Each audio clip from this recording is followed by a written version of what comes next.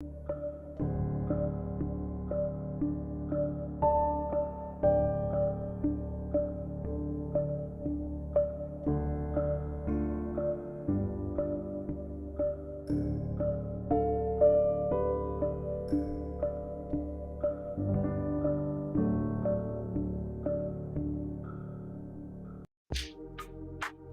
we're live. This is Julian Jean-Pierre from the Royal St.Lucian Seamoss Company, and I hope everybody is having an amazing Black History Month.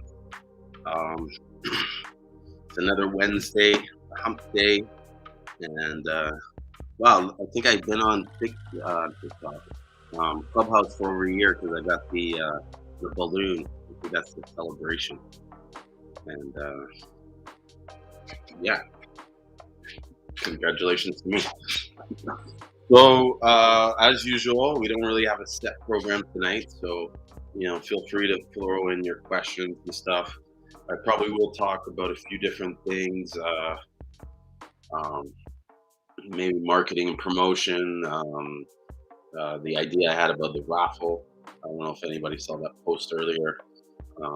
Looking at different ways on how we can create more opportunities for people in St. Lucia.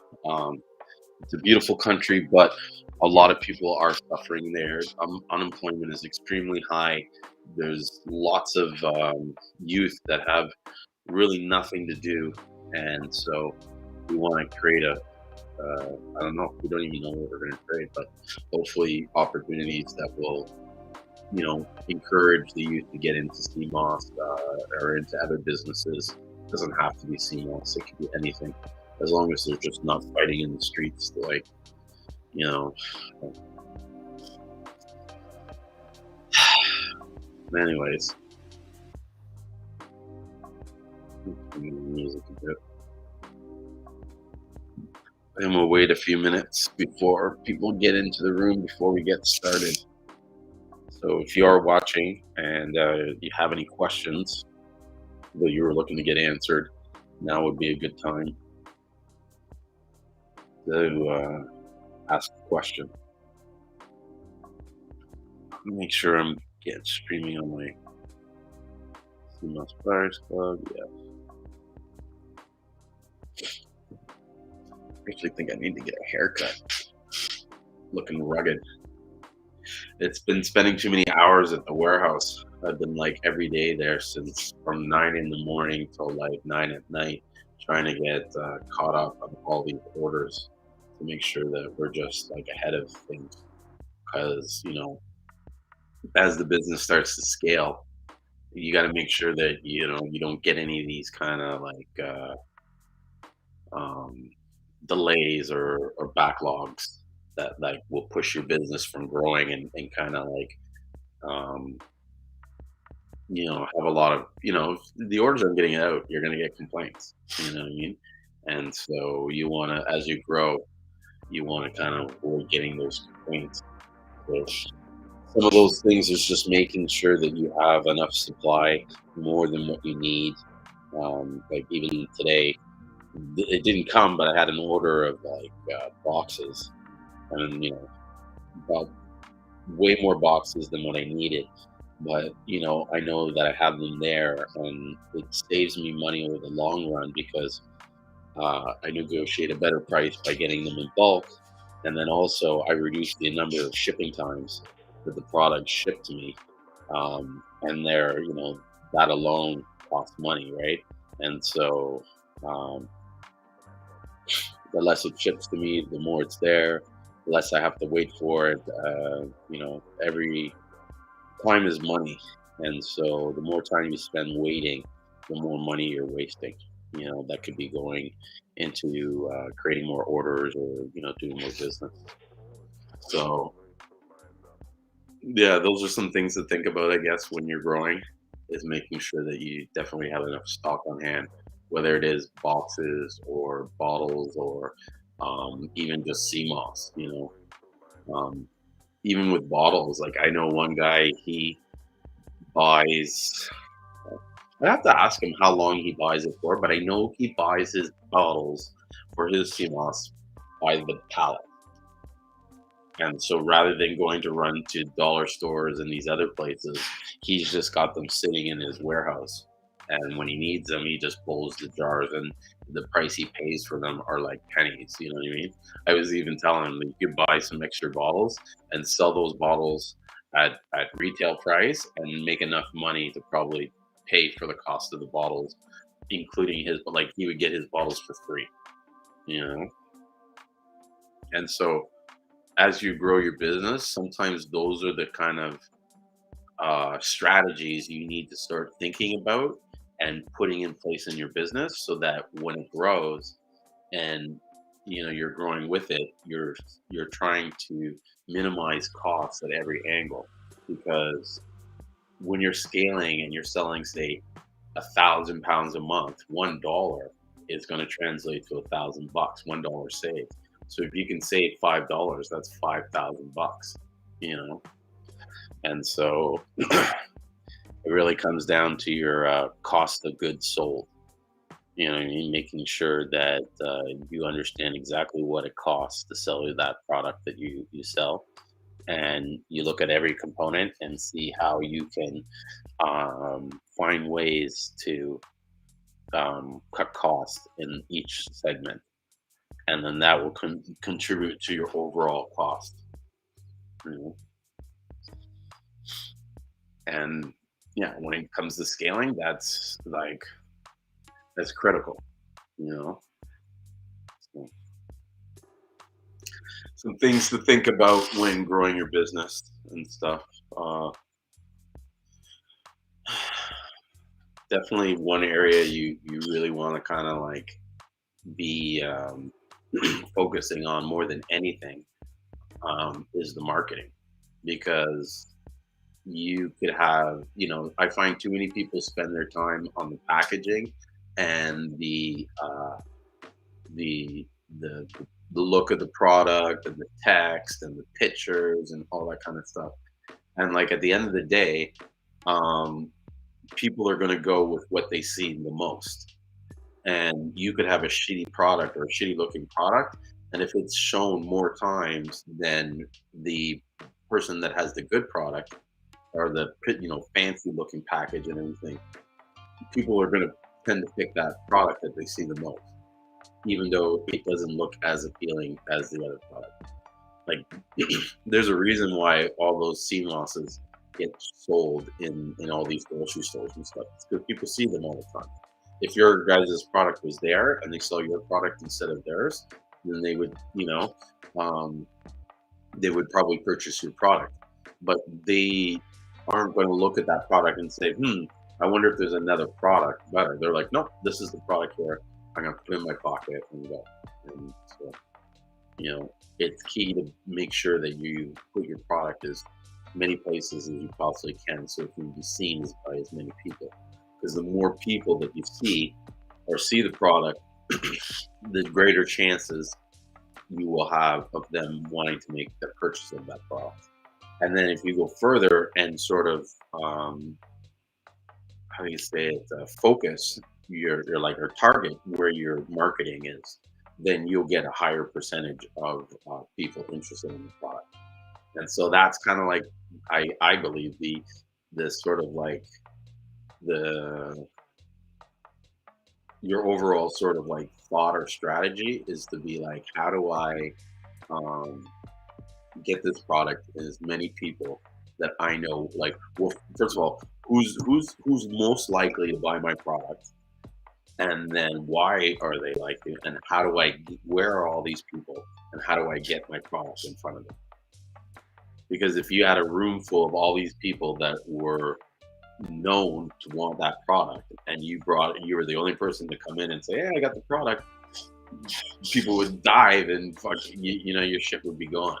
The problem is, you know in this world, the people that really want the product are everywhere, you know and some even just they need to be educated on the product so that they can decide that that is the product for them.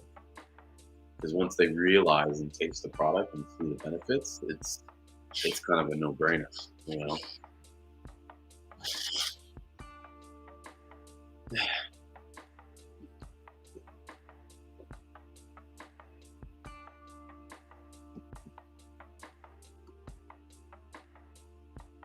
So yeah, I don't know if anybody knows this, but I actually started. I don't know if there's a way to put it in there, but maybe I'll put it in the comments afterwards.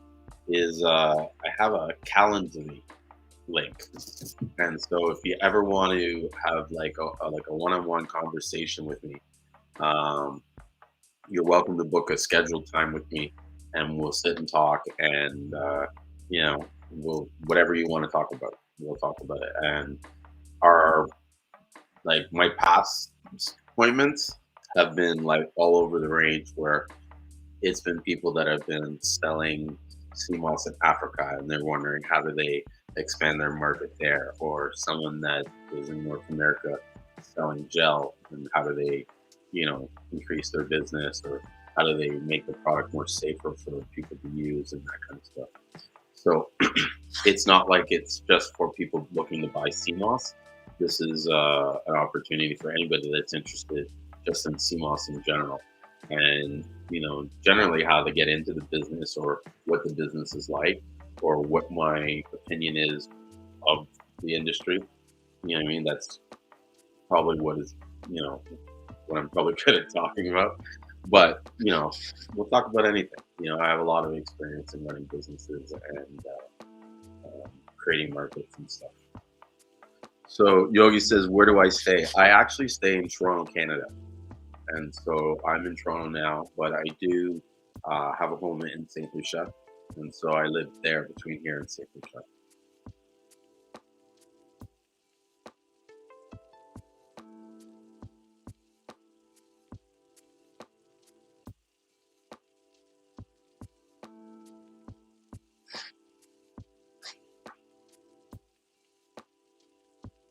Yeah, and thanks. Cool. And actually, you know what? Let me put the chat overlay so people can see. That was what you were saying.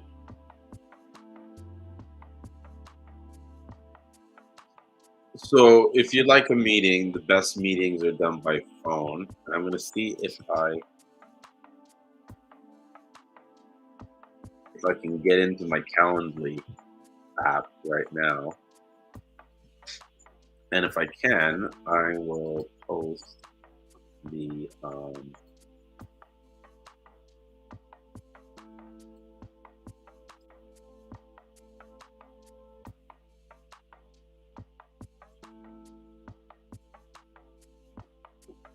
okay,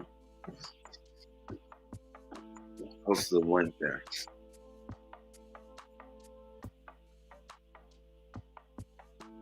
Yeah, yeah.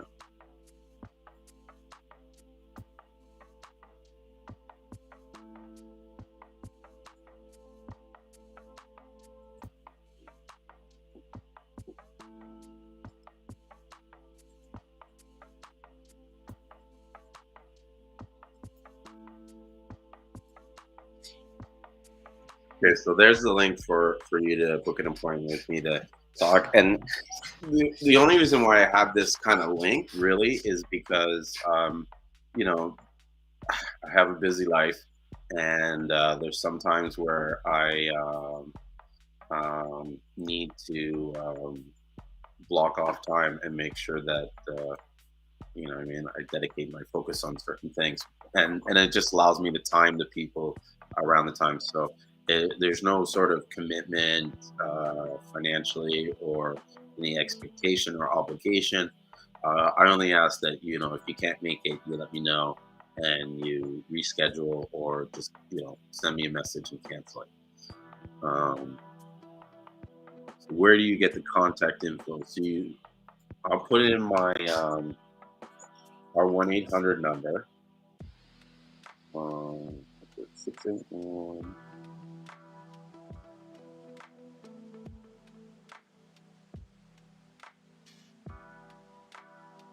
So this is our toll free 1-800. Oh shit, I didn't put it right.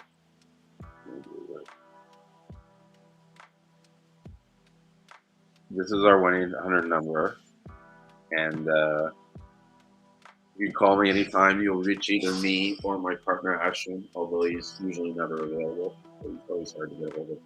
And yeah, you can.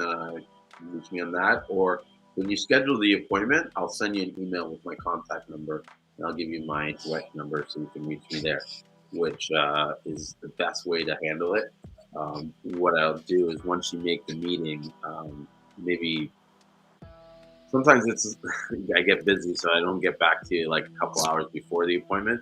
But I'll send you before the appointment starts. I'll send you my phone number, and you basically call me on that. You can call me on WhatsApp, or you can call me on Facebook audio, or like either if you follow me on Instagram, you can call me on there, or Facebook Messenger, or just directly.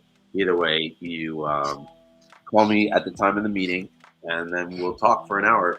And if I have more time after that, and there's nothing else scheduled, I'll keep talking. And usually, I don't really cut it off right at the time unless I got something else waiting on, you know, after that scheduled appointment.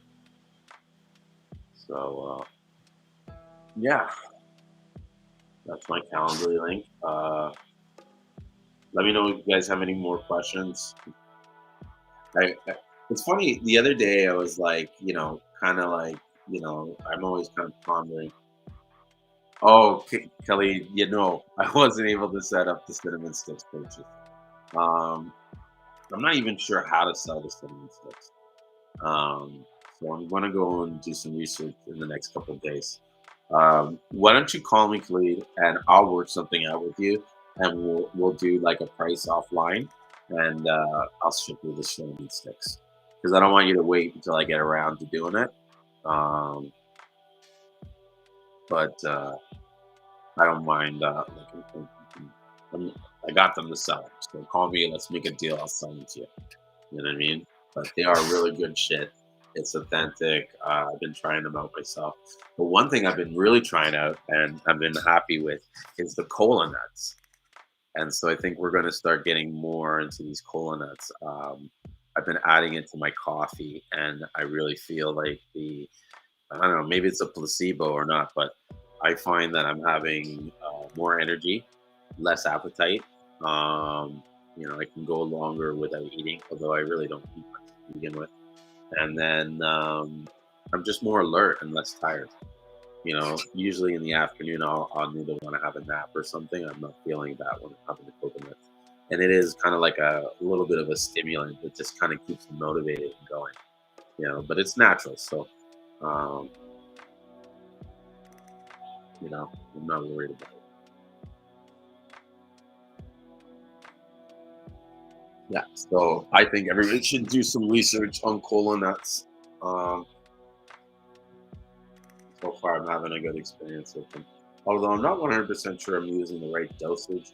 They use more or little, but I know that they talked about online them being bitter, and I didn't find that the powder that I have is bitter. Although it didn't really dissolve too much in the coffee, and I found that in the end I would scoop up a little bit of that and just eat it, just to make sure that I was ingesting enough of the cola nut. And it just has a little bit of a nutty taste, more like I won't say sawdust, more of a fibrous texture, and with no taste to it except for that kind of nutty woody taste. Yeah, yeah, the cola nuts are cool. Actually, do I have? Let me grab it, but and you know what? I need to keep an eye on the clubhouse because for all I know, someone could be joining there and waiting to talk, and I'm not doing what.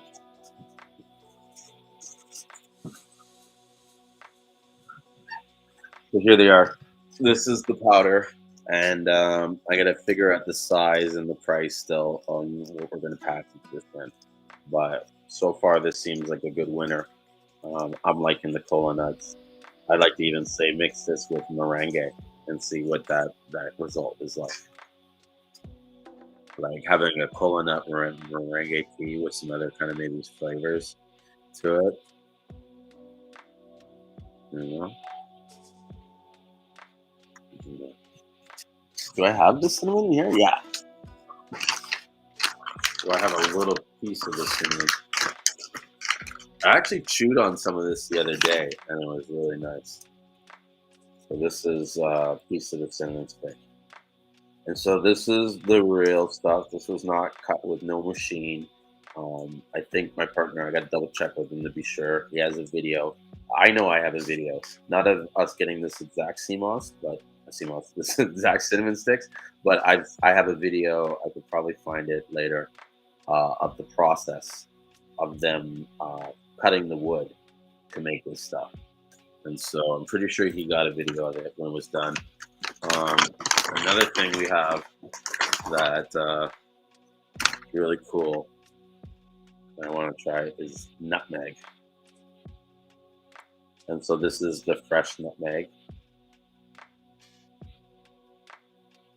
I think my partner told me that his friend picked some of these themselves. They went in the tree and picked these from the tree. And so again, this is the real, like, all pretty much hand picked. Well, pretty much is hand picked because I know there was no machine used in it, and it's all natural. So I just haven't. I gotta get around to pricing these too, the nutmegs. But I think if you're wanting to have like a kitchen with, you want to have these different spices and seasonings so that you can add flavor to your food. And nutmeg is one that's used in a lot of cooking, especially baking.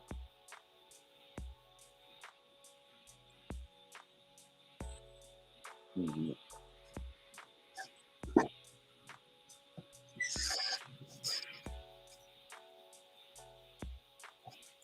It's just a quiet room tonight. You know what I mean? Usually I got people coming in asking a lot of questions or, you know, um, joining in on the conversation. Who wants to come in and talk on the live stream or even join me on the clubhouse? That way you don't have to show yourself on the video. You can just talk one on one and you don't have to worry about typing. Or even just shout, like, put something in the comments of something you'd like to hear me talk about. Whether it's like, what's the difference between gold and purple, which I get asked quite a bit, and I don't mind explaining. Um, or just, how is CMOS grown? Um, how's it dried? You know, what I mean? I actually have stuff. Let me pull my Instagram up maybe. I'm going to show you guys that.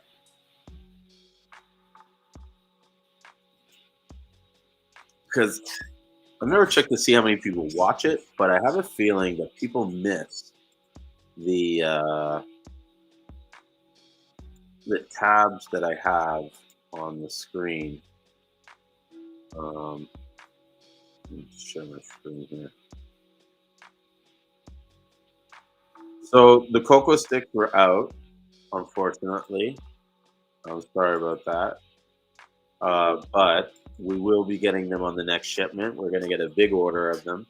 Uh, it's so funny because we actually got the big order by mistake because he went to order more cola nuts and the guy thought he said cocoa sticks. So he got all this cocoa sticks together and he was like, no, I want the cola nuts. And then he was like, my partner was like, I forget it. We'll just do the cocoa sticks. Anyways. So if you go into my Instagram page here and you go to harvesting, you'll see us going through the process of harvesting. And actually, let me turn on the sound for it. So this is wild-crafted Seamoss. You want to be in the video? That was dyed for. No. And it's not a lot here. We're just cleaning it. More like doing this to show everybody like how it's done. So this is the second process when it's getting bleached. Got some bags up on the roof right now. And what I'm doing is I'm bleaching them. So I took all the before. So my Instagram is at St.Lucian. This is now the I guess what you would call the second phase of the process. We do the sun bleach. And so this has been this morning. I had to here at about 7 a.m. And it's just now gotten really hot, so I just want to open the bags a little, let the Seamoss. So I just want to pause this for a second just to kind of let people know that I don't know if you caught me saying that like 7 a.m. So this Seamoss, it's not like you just put it out there and you set it and forget it. From the process of cleaning it to the finished part of drying it, you have to constantly monitor this and watch it. Not only to make sure that it doesn't get too hot and heated and stressed, but also to make sure that there's no bad weather and it gets wet or raining. And so I literally had to be dedicated to making sure that this sea moss, like, in order to get good sea moss, like you can get shitty sea moss where they're not kind of paying attention to it and they're not getting the care and stuff. But to get it like this, where you see the finished product, it takes time. And I want to remind you guys, this is sea moss that I cleaned and dried myself and bleached. This no one helped me do this. This was all that I did myself. This was part of the process that I learned in order to get initiated, or I believe to get initiated, so that I can work with my partner, and so that he knew that I understood what it takes, and the work that's involved in and the care in making good sea moss. It's not some kind of like flip the switch or put it in a dryer and you got sea moss. So no, it's still what time it is. Breathe a bit. I don't want it to get too hot and sort of like boil or cook. And so, yeah, I'll probably put this out for another hour or two, and then I'm going to take it out, clean it out, and set it on another rack to more dry. Like I'll chocolate done, and then I'll take it out. So this is the next stage in the process of processing sea moss. Okay, yesterday we had them in the bags. I had them out in the sun bleaching. I don't know if you remember one of the original pictures, I'll try and post it, is where the sea moss was all brown, like a dark golden brown. This is what it looks like after it's been bleached. And so it turns a very translucent, like white blonde, like a white yellow. Some places get really white. I mean, the idea is you want to try and make sure bleach is even as possible.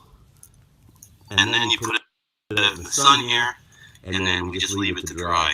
And then I come out every so often, and I'll turn it over, and I'll make the bottom parts look to the top, and just let the cool breeze.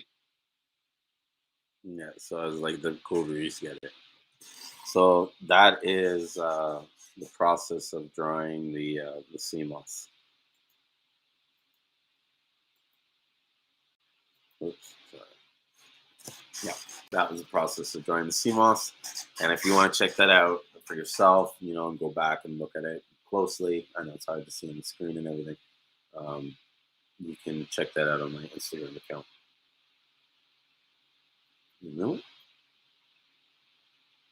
So let me know if you guys have any questions about that.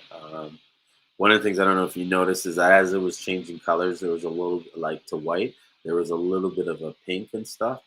If you weren't to bleach that and to actually dry that sea moss in the dark, it would turn like a dark purple.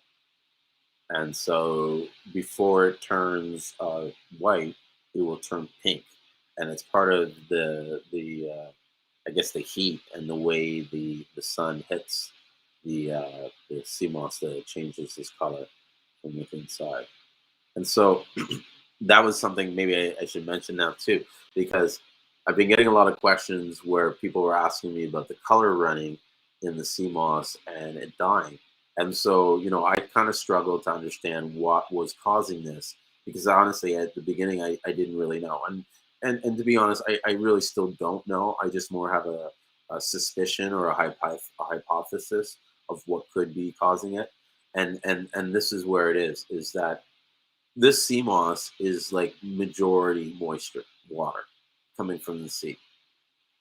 when you see it wet, it's heavy with a lot of water. I don't know what the percentage is. Let's say it's 80, 90% or whatever. All right.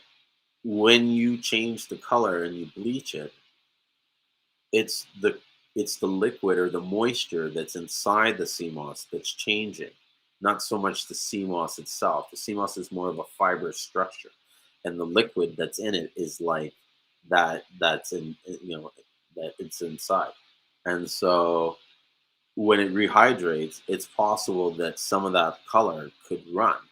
I know that when you are doing the sea moss in purple, if there is like bad weather or change in humidity and it rains and the sea moss gets wet or there's moisture that's coming to the sea moss, the color on the sea moss will the purple will run and it won't become pure. It will have like white, variations in it. It will light white to dark and stuff like that. And so that happens a lot when, not always the case, but happens a lot when there's a change in the weather and the sea moss is doesn't have a chance to cure in the way it should. So what's the difference between your sea mosses versus others? Is all sea mosses equal? No. I don't believe that all sea moss is equal, but I also don't know what the difference is exactly between my sea moss and others. In order for me to answer that honestly, I would have to really test and or even sample the different sea mosses from different people. So I haven't. So I can't really compare our sea moss to anybody else's. I can go into why I think the sea moss that we particularly sell is of good quality and of value. And it's mainly one because of the waters that it's grown in, you know what I mean, and the conditions that these are grown in. But also, secondly, that the farmers and the people that handle the product and the way they treat it. Like this thing is a very delicate organism, and if it's not dried right, if it's not cleaned right with the proper knowledge, if it's done half fast and stuff, a lot of the nutrients can get removed and washed off, and it's just not properly easily consumable. Do you know what I mean? Like you want it dried right. You want to make sure that it's not going to have a high moisture content, so that there's mold and stuff like that, bacteria growing, and you want to make sure that these people are growing it in a good region, and they're not leaving it out to get like stepped on or whatever. I don't know. Like my point is that you need to know and trust the people that you're buying from and that you're working with. And I know like firsthand that the reputations and the people that we buy from, we don't just like buy from anybody. And that's not to put anybody else down, but you know,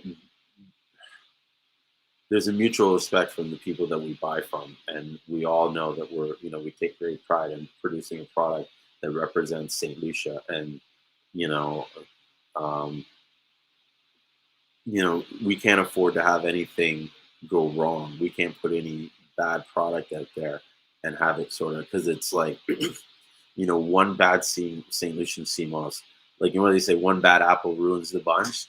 I believe that can be very true in this kind of situation. And so, Yogi, you're right. It does make sense. I do believe that CMOS is like weed, even to the point that, like, you know, every time you cook a batch of weed or grow a batch of weed, it's going to be different. It's not always going to have the same THC content and the same effects on you. You know what I mean? And so that's the reality. You know what I mean? It's a plant. You know what I mean? It generally has a usually consistent level of nutrients every time you test it, right? But that's not to say that one day it's going to be off the charts and one day it might be at the baseline. I don't know. I don't test the CMOS to know for sure. But I do know that in theory, like how plants are, that's how it is. I think even apples don't have the same nutrient content for each apple consistently per apple. You know what I mean? It really comes down to how you're growing it, what conditions you're putting it under, how you're harvesting it, when you're harvesting it. You know what I mean? That could affect the nutrient level of a fruit. I don't know. Maybe I'm wrong. I'm open to discussing for sure.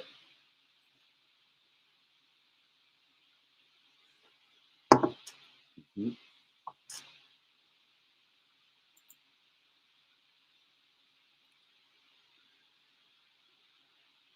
What else can I show you?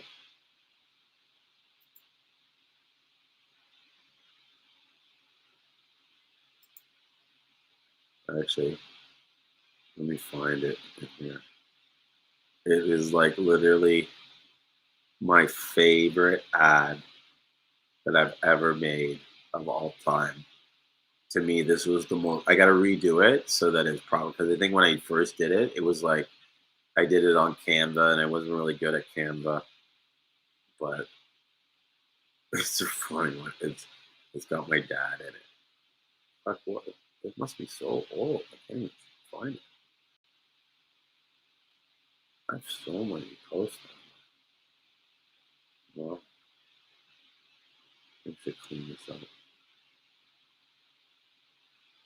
Funny, I go to some of these guys' Instagram and they have like one post or two posts. Oh, here it is.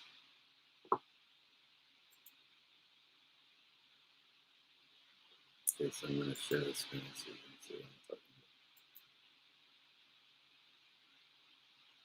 Yes, you can test Seamoss in the lab, but it's not cheap. So this is my favorite. So this is my picture of my dad, and what's funny is he's holding it like one day my uncle bought fish for us, and he was happy that my uncle bought fish. He was like, "Oh, look at the fish! Look at it!" So he shows me the fish. So that's him supposed to be smiling and happy, you know, like look at that face. And so I put, you know, what is it? I tried to order sea moss from this random guy on Instagram, and he shipped me this fish. Don't trust any random to be your plug. Know your source. Don't buy fish. Buy St. Lucian sea moss. Yeah, I thought that was badass. I thought it was so funny because, like, everybody's afraid of like ordering and not getting what they ordered. You know what I mean? And sometimes, ah, maybe that was the only time I threw shade on somebody, but it was more of meant to be like a joke and be funny. I thought it was funny. I still laugh today at this stuff. Just looking at him with the fish. Yeah, that's my props.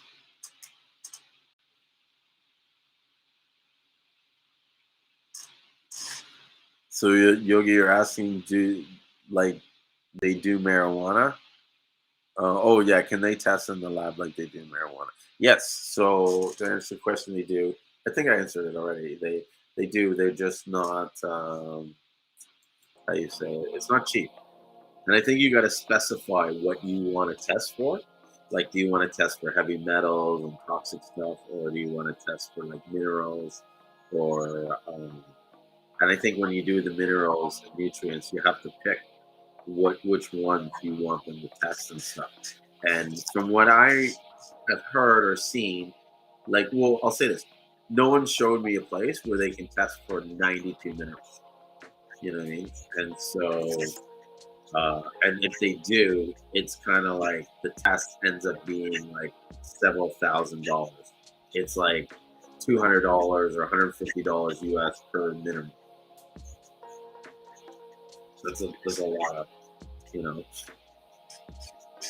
that's a lot of, that'd be like 9,000.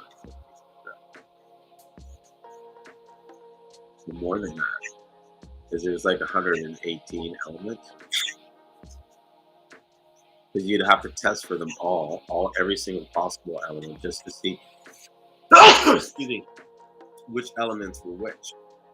You know what I mean? Unless you hit it right off the nose. But then yeah, you can never be sure if there's even more than what they say.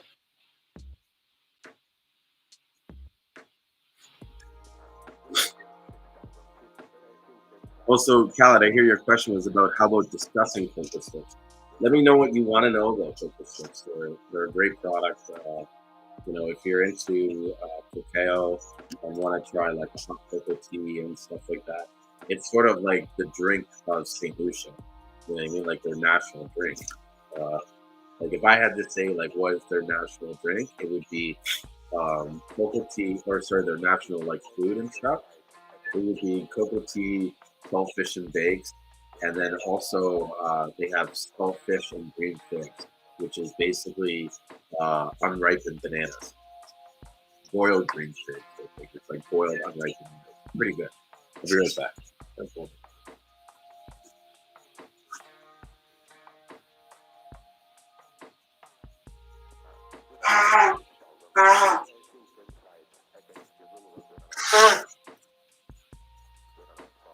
So cocoa sticks are good for making cocoa tea, but I'm sure you can use them in all different other types of recipe that might call for like a dark chocolate, or if you wanted to add something that added to like a dessert or something like that, and you wanted to be sort of raw and healthy, then I would recommend using the cocoa stick in that, like maybe grating some on it. Maybe you can grate some on it with the nutmeg. I need another key.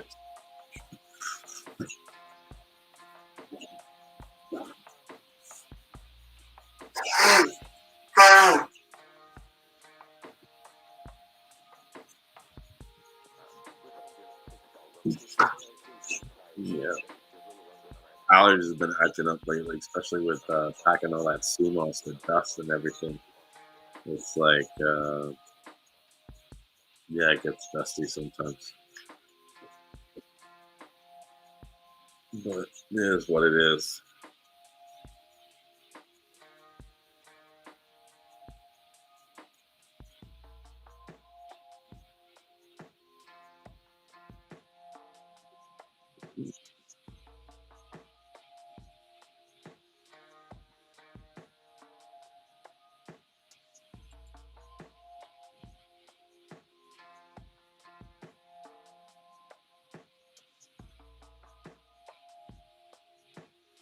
We're gonna,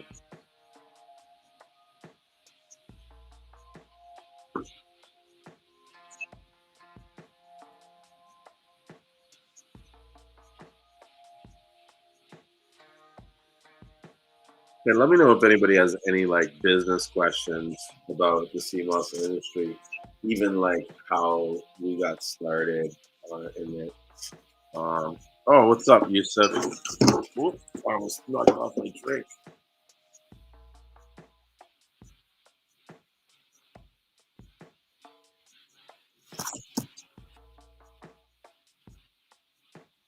What's up, bro? Chilling, man. Chilling. Cool, cool. This is a closed room. I didn't know that. Oh, what else? Maybe I locked it. I just got this note saying, "Oh, this is a closed room." Well, what happened? I guess he's gone. Maybe he'll come back. That was Yusuf. He always pops up, usually on Instagram or Clubhouse. I wanted to do Instagram today, and I was so pissed. I got home and I realized I left the my iPad at the warehouse, and in order to do the Clubhouse and the Instagram, I would need both devices, which I don't have. So Instagram had to take the hit tonight, which is unfortunate, but it is what it is. And stuff. Hey, what's up, man? Oh, I had to get off and come back on. Yeah, that's weird. And then somehow the room was closed from the beginning because the replays are off. I hate like, oh, it was weird. When I was setting it up, it said the replays were on, but now it looks like it's off, which sucks because I know a lot of people listen to the replays afterwards. Yeah. Mm-hmm. So where are you in right now? What town are you in? What town are you in? Are you home still? Or? No. I'm on the road. I'm in Houston right now with a flat tire at the receiver trying to unload me. Oh shit! I have a flat tire. My brake, the little thing the air in the tire. Yeah.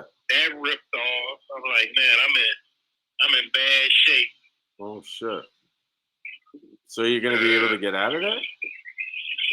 I don't know. Hopefully when I get out of the door, I'll have somewhere to park. But I doubt it. So I doubt it. Yeah. I have no idea what I'm gonna do. Because then you got to do like roadside assistance because you can't change that tire yourself, right? Those things are huge. Definitely not. Even if I could, I would. But yeah, I'm messed up right now. Oh, that fucking sucks, man. I'm sorry to hear that. Well, one day it'll be over. Yes. I hope so. I'm trying to be positive. I'm sorry. There's always something. I was like 3 miles away from this place and it happened. I'm like, I was right around the corner. I was like, how did this happen that fast? Oh shit. Well, hopefully it's maybe something they can plug up and just fill the tire up. You know what I mean? No, it ain't that tire. My tire puncture has like a big old, just a hole, whatever. Like a Get gas. The tire is flat right now. My front tire on a trailer is flat. Completely flat.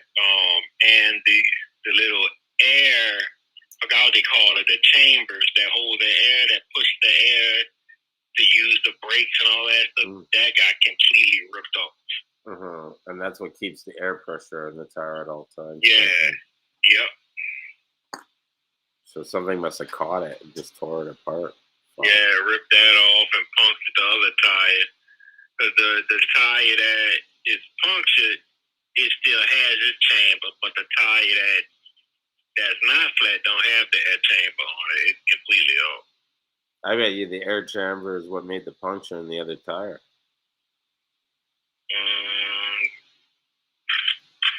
I don't know. It could have. It could have. You know, it's just a big piece sticking out of it. Like I put my finger and I was like, well, that tire is no more good. That's gone. That's gotta suck. Oh no. I'm sorry to hear that. Fuck though. Hey, what do you know about cola nuts? Have you ever heard of cola nuts? Yeah, definitely. Yeah, if you got them, I want them. If you can get them whole, I'll take. Yeah, I got them. And I don't know if I got whole or you got powder. I got the powder, but I can ask him. Can be good. I can ask him about getting the whole nuts. So can you get it? I mean, you're getting it from St. Lucia, right? Yeah, and it's growing naturally wild in St. Lucia. Okay, yeah, because I'm not sure if it's legal down here. Really? Or not. Yeah. Now, if you can ship those seeds down, yeah. I just need one. I don't know if I can ship the seeds, but I can definitely ship the powder. So what happens if you put one seed in there and hide it inside the powder? Well, here's the thing too. When I ship stuff, like they don't really like examine every package. So I have a feeling like even if I did put the seeds, it'll get through. You know what I mean? It's not like my Seamoss is getting stopped every time. You know, it doesn't get stopped at all. Fingers crossed. But yeah, cola nut is good if you want energy. You know, it has way more caffeine in it than coffee stuff. Well, I gotta be careful with that then. I didn't know that. Maybe that was like the rush feeling that I was feeling. That's the same thing they put in the Coca-Cola and Pepsi. Well, Coca-Cola, not Pepsi. I think they actually use it in Coca-Cola. Not sure if they still do. Hey, Rio, what's up, bro? But yeah, I'll definitely get some from you and a cinnamon whenever you start selling them. I'll get it from you. Yeah, well, I was even telling this guy Khaled earlier, maybe just call me and let's work out a price on. Oh, you take cacao too? Huh? Oh, what else you take, Khaled. There's a guy, Khaled or Khalid. He was on the Facebook Live, talking in the chat. And Yeah, he was asking about the cinnamon sticks and the cocoa sticks. Actually, you should sell him some of your cocoa. Hey, yeah, hey, if you want some, because I have a lot. I didn't know it was like, man, I have a lot. I haven't really even started using them like that. I only use like 2. Yeah. I gave like 2 away or whatever. I'm gonna send some to my mom. Yeah, but I'm gonna start putting it on top of like desserts, ice cream, different type of desserts, put it in different type of smooth, because I use it on top of stuff. I don't really mix it in. Mm-hmm. I use it like it's like powdered sugar or like something that's powdered. I scrape it on top. Mm-hmm, mm-hmm. Yeah, I gotta try and use it more. I got so much of it. I got a bunch of ones too, like you can't sell because they got damaged, or I think they're like the customs broke them or something like that. Maybe they thought there was like cocaine in them or whatever the fuck it is. Yeah, they break them because like they actually send coke that kind of way. They make them. It's just like that, but it's compressed more, and it's the same shape as the those cocoa sticks. They just they just white. Mm-hmm. Like they do coke like that. It comes like chalk. It's shaped just like that. So they probably think, if they break them, they probably look in the inside to see if it's something inside of it.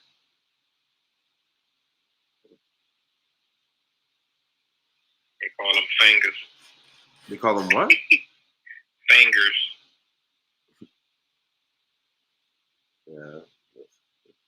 Those sticks are good. Those things are good.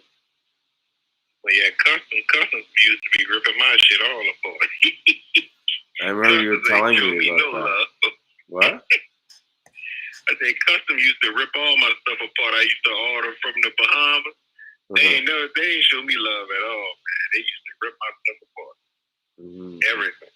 Mm-hmm. Open my bottles, drain out the tonics and stuff. I was like, oh man, these people here. Mm-hmm. So the real Cynthia here had a comment. She's like, I don't get the Seamoss stuff. Seems silly. And I'm just curious what part of it she seems silly about it. Because I mean, once you try it, there's nothing silly about it. It's a great product. It's like makes you feel good. I love Seamoss. Like definitely, I believe it makes you operate at a higher vibration than your normal stuff. Yeah, it really does. It makes your stomach feel better. It makes you less hungry.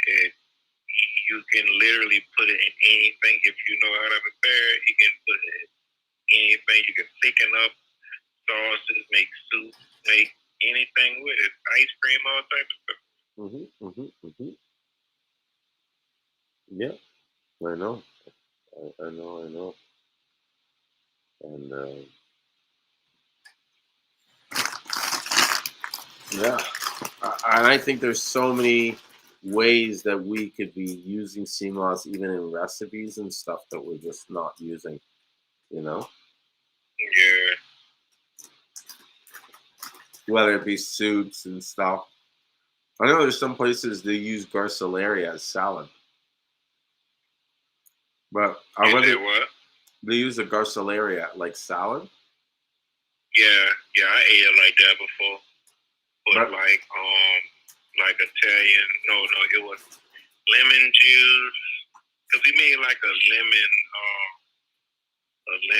like dressing, lemon olive oil, and some other seasonings. We chopped up onion, bell pepper, and we ate it like that. It was pretty good.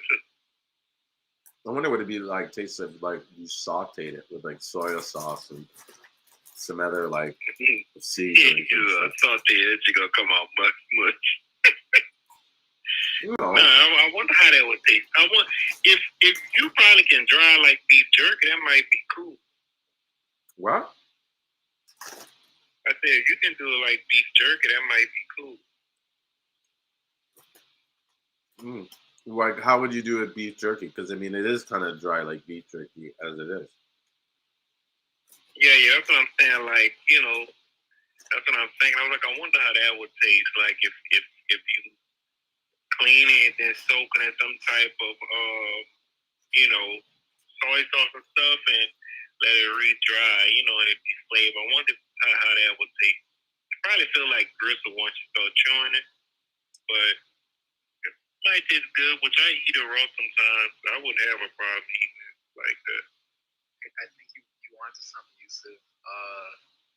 I think if you could probably use it to make an imitation bone, it will probably be really good to make an imitation bone.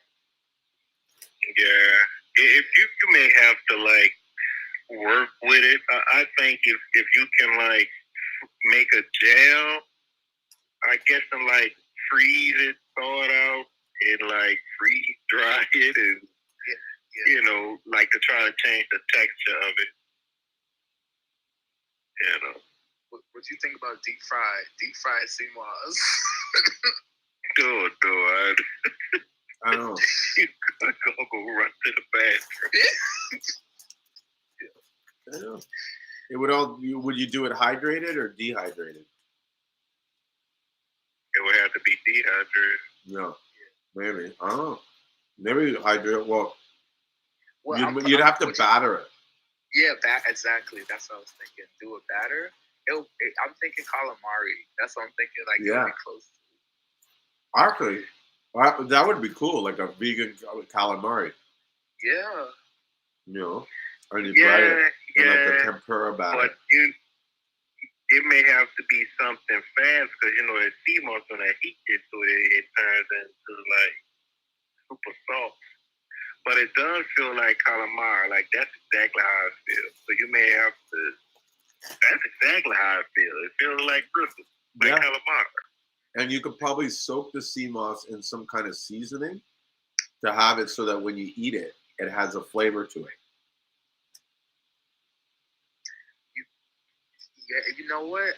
I'm gonna try. Holy fuck, guy! Try it. No, I'm gonna try soaking in soy sauce because when they do the ramen and then you get the egg inside the ramen. Yeah. That's what they do. They soak it in soy sauce. Yeah. Yeah, try it. Try to soak it like you're doing a jerky. Clean it, rehydrate it, and then soak it in soy sauce stuff and just let it dry. It may be chewy and flavorful like beef jerky. Mm-hmm. And it already has a little salt in it. That's if you want to keep that salt on it, but soy sauce has salt in it. Yeah, you probably have to do like a low sodium soy sauce, but no, but then you batter it. Yeah, you know what I mean. Batter it with like a tempura batter, and then deep fry it and see if it's like if anything, it's gonna have some kind of soft thing like onion ring or something. Yeah. You know what? How about this? You think, okay, how about soaking it, not batter, soaking it, and then freezing? Because when you do fries, if you want a really crispy fry, the trick to it is to let it cool, like in the fridge, and then you drop it in the deep fryer. So if you batter it after you freeze it, you probably could keep, That's true. You'll have a nice texture. I know that's what we used to do.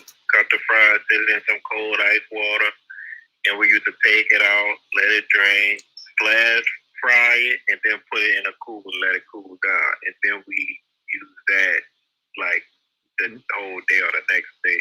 Yeah. And it's super crispy. Okay. Hey Julian, I'm about to experiment. So what's the code to is it buy to get? Because I've been trying to do it the other day and it didn't go through. So it's buy 2 get 1 free. Okay. And you have to write the words so it's buy the number 2 get and then number 1 free. But here's the thing, and I think this is where you're making the mistake. You have to have 3 items in your cart. Okay, yeah. No, I just didn't. I didn't put free in. I just thought it was buy 2 get 1. No, buy 2 get 1 free. All capitals. Oh, all caps. Okay. I don't know if all capitals make a difference, but that's how I put it. I'm gonna tell you right.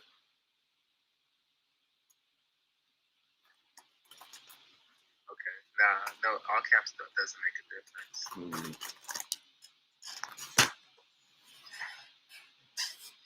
I don't know why these guys put these snacks in front of me. When I'm on the live stream, I'm talking and stuff. I just start grabbing shit. I just ate all this like M&Ms. I'm so hungry. I ain't eat the whole day today at all. Sorry. Like nothing, man. I didn't eat anything today. Hey, he right here smacking in your ear. Yep. Talking about rhino, I do French fries and mashed potatoes and corn chips they put in front of me. Oh Man. shit! Well, fry up some Seamoss. You know, let's do this shit. These things. Last one. Hey, y'all be, you know what had me rolling? One of my friends said, you can't eat one chip. I bet you just can't eat one chip. And I was like, bet you I can. And I showed him the one chip challenge thing that y'all use all. Oh yeah, I have those too. The one chips. Yeah, that come in a coffin box. Yeah. You tried one yet? Hell to the no. I will. Just not right now. Crazy. I can't believe, like, marketing genius. That's what I gotta say. And it shows you that, like, with the right promotion, anything's possible. Anybody can be turned on. You know what I mean? Because there's probably enough people out there that are like, fuck no, will I ever buy that thing?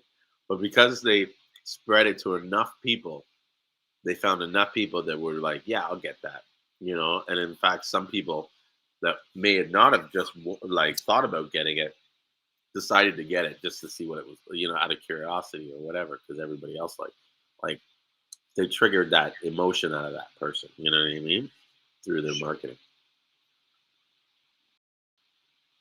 Hey, you decide to buy it, Yusuf? Oh, I just bought it just to have it to wait for somebody to think that they, oh man, it ain't that hot. No, man, you know where I'm from, man. You know we do these hot stuff, and I want them to eat it just to see how they react. You're such a troll. That's it. I put it there just so that brave person can think that they can eat it. And I can't wait. I can see you too. Like someone comes over to your house, starts talking shit, be like, "Hey, you know I got that coffin, that one chip. Oh, you got that one chip? Yeah, man. You tried that one? Exactly. Yeah, let me get it out for you."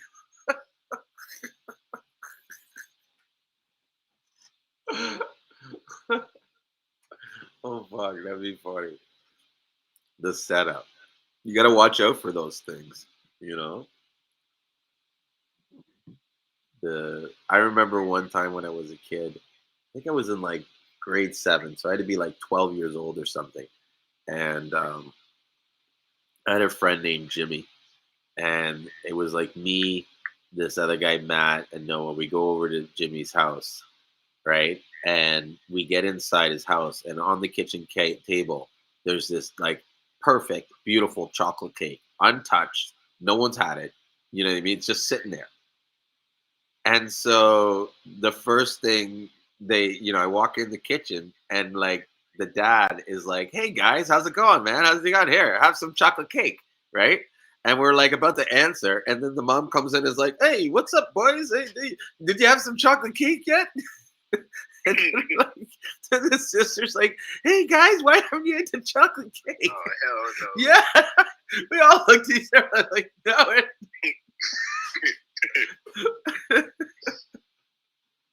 I was like, no, it's not just a chocolate cake.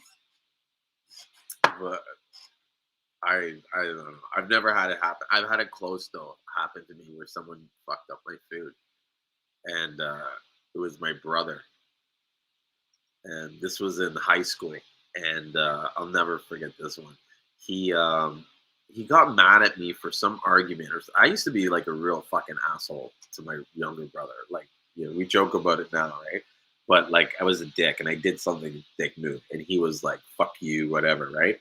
And we left in the fight, and I see him at school, and so he comes up to me and he's like, "Listen, you know, we're bros, and you know, I don't want to fight anymore, and da da da da da. Like, you know, I'm sorry, and I was wrong. And I'm like, yeah, that's right. You're right. And he's like, yeah, I made this sandwich for you, right?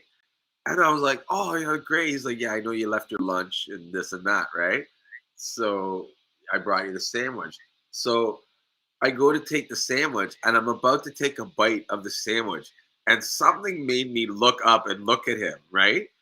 And you could just see him like getting ready to crack, right? Like, you know?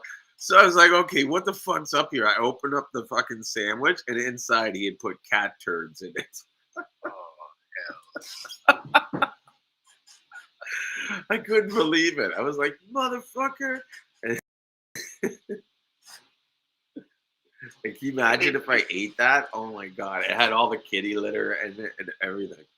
Y'all savage, boy. Yeah. Well, let's talk about Seamoss before we. Oh yeah. Okay. One more thing. What? Let me go right. Can I try some of that? What's the hardwood stuff? Bob Day. Yeah. Can I try some of that? Like, where can I? So I don't have any, like, I might be able to give you like a sample of like maybe one stick, maybe two sticks. I don't. Yeah, I don't really have any more in stock. I have to go and ask my buddy to get some more. So I'll get him to do that, and so maybe in like 2 or 3 weeks I'll have more Seamoss. Okay. So should I like type something in like so you can know? Yep. And then okay. Yeah, there's a note when you do it, and just say, "Hey, it's Rio from the live stream. We talked about the sample, and I'll throw you in some samples and stuff like that. I'll hook you up." So you gonna start selling that on your website too? What, the Bob Day? Yeah. Yeah, I just got to figure out how to price it. But now that I've tried it and used it myself, and Bob One Day. yeah, amazing stuff. Really like it. I don't even know what I said right. I was trying to spell it. I don't know how to spell it. It's spelled BOIS and then BANDAE. It's Bois. What? Bois. So BOIS. And then a Bande. So it's BANDAE. Bois Bande. That would have Came up too. Huh? But it came up too. I see. I see some on it. It's a known like herb. Like it's like everybody knows it. It's known, but it's not known. Not in the U.S. Yeah. Okay, you're right. Known like that. Here. But in the Caribbean. All type of stuff with it. In the Caribbean. And so. Y'all use the leaves too for or no? Just the bark? Just the bark. Maybe the roots too. I don't know.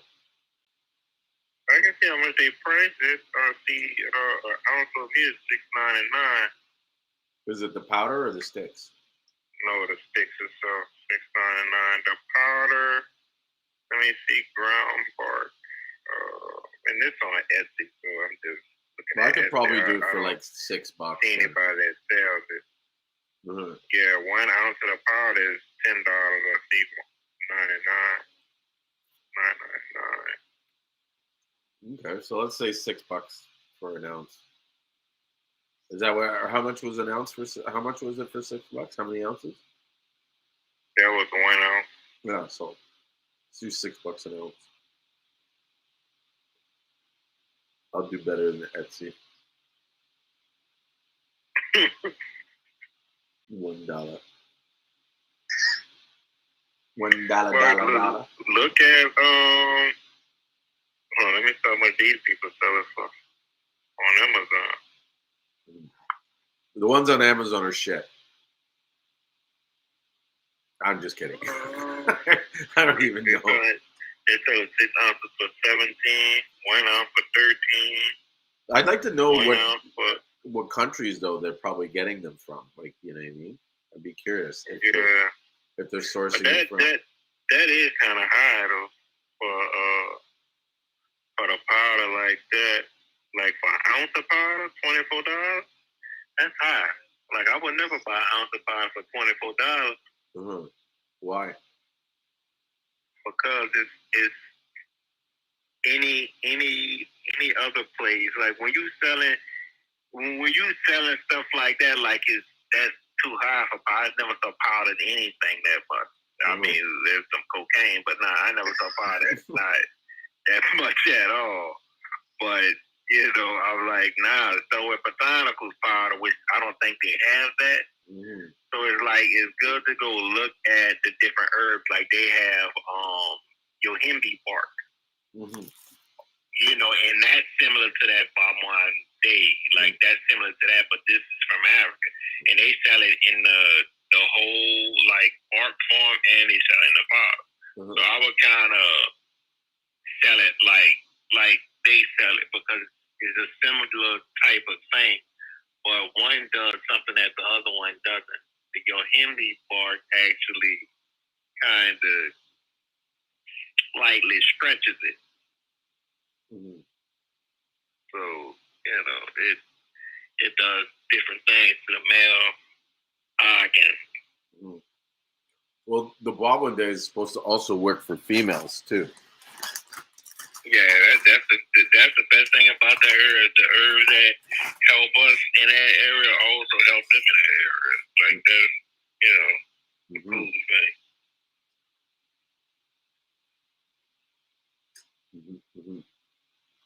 I'm still trying to give it to my wife. She refuses to take it. She doesn't want to be a guinea pig. Which is too bad. Did you take it? Huh? Yeah, they have this so-called female liners tonic from the Bahamas. No, I never seen those. Uh-huh. Never heard of them. A female line tonic from where? The Bahamas? Yeah, it's a place called New Light. That female liner tonic, she take that, an ounce of that, like in a few, like she take that every day, man, they got fufu helicopters flying out, yeah. But she take that like once a day for like a week or a few days. It can be a few days. She take like a shot of it every morning. When I tell you, once it get in her system, it's over. No shit. You better go high, brother. You better go high. I gotta go sneak some in her. You better go high. That's all I gotta say. Well, you better go high. You gonna be talking about you got a headache now. I got a headache, baby. I remember this girl who I had a dispensary one time, and she came in to sell my product, and she told me about this cream that they have for the females, and I can't remember if it was with CBD or THC, but she said it was like the best cream that she's ever used. Like she's like she won't have sex without it, and I was like, what? I was like, okay, how much are those things? Man. Yeah. Crazy. But yeah, my wife, she don't even want to like take the liners tonic stuff from the Bahamas anymore. Like she don't even want to talk about it. Yeah. It was too intense for her. Like she don't even want to talk about it stuff. Do you think she'd ever do a yoni stream? Or yoni steam, I mean? A yoni steam. You know what a yoni steam is? Or yoni? Oh, yeah. She probably good. I know a few females that talk about that they do that. I think it's crazy just how some heat, you know what I mean? Like, I don't know. Maybe it's not the right platform to be talking about. Say it again. Pardon? I've seen what it does. Like I've seen what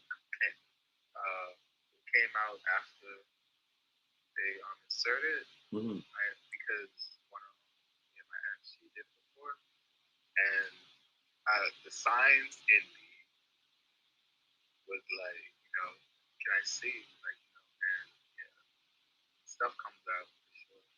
So So they actually inserted something? Because I always thought. No, they have the yoni steam. He may be talking about the He may be talking about the T-balls that they make. Like, yeah. My bad. Yeah. Okay. Yeah. That is. I forgot the steam is. Just like the pot. Yeah, they squat over a pot. pot. Which is, okay. If it works, good. But yeah. So purple's starting to become scarce in St. Lucia. I hope I don't start a panic. Hey, what? Yeah. You said purple Seamoss? Yeah, the price is gonna start going up soon. Oh man, man. Man, that's all you should be growing. Yeah, I know. Well, I don't know. I don't really take purple Seamoss. But yeah, I was talking to my partner the other day. He's just saying it's getting harder and harder. People that do have it are selling it for more. So it's kind of like, if you want to get it, get it. And then he was like, don't sell any of it on sale, which I did. And then he was like, oh, he wasn't upset, but he was just kind of like, come on, man, like, fuck, this thing is getting expensive.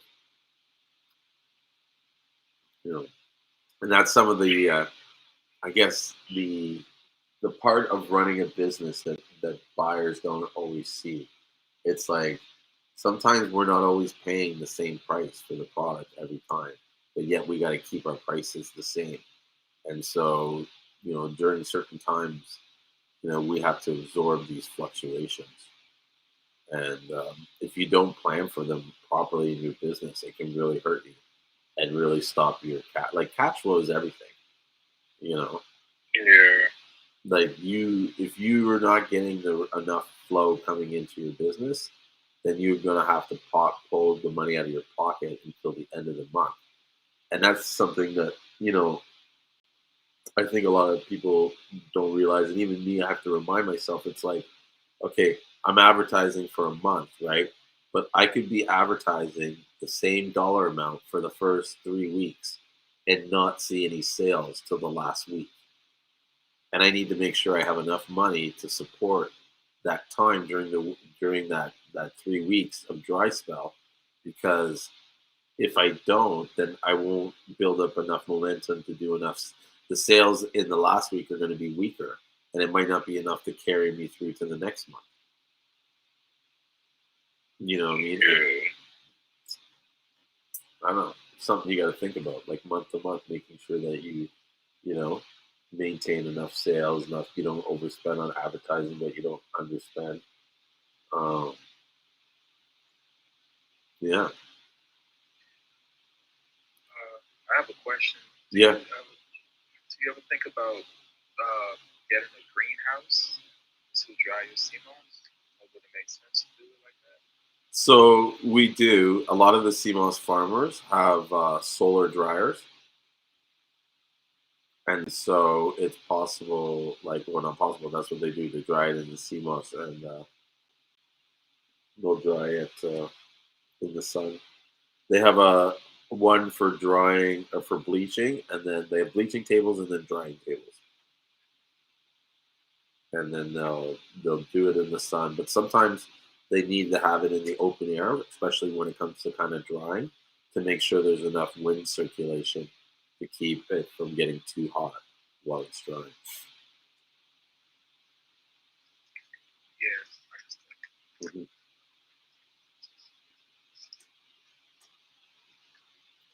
Yeah, the more the breeze, the faster it dries. That's why sometimes in some weathers they can't even do anything with Seamoss, especially if the water's rough. They can't go out there and either dive, especially, or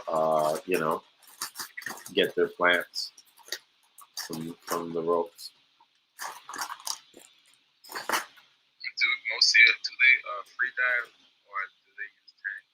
They free dive for the most part. Or they'll have snorkel here.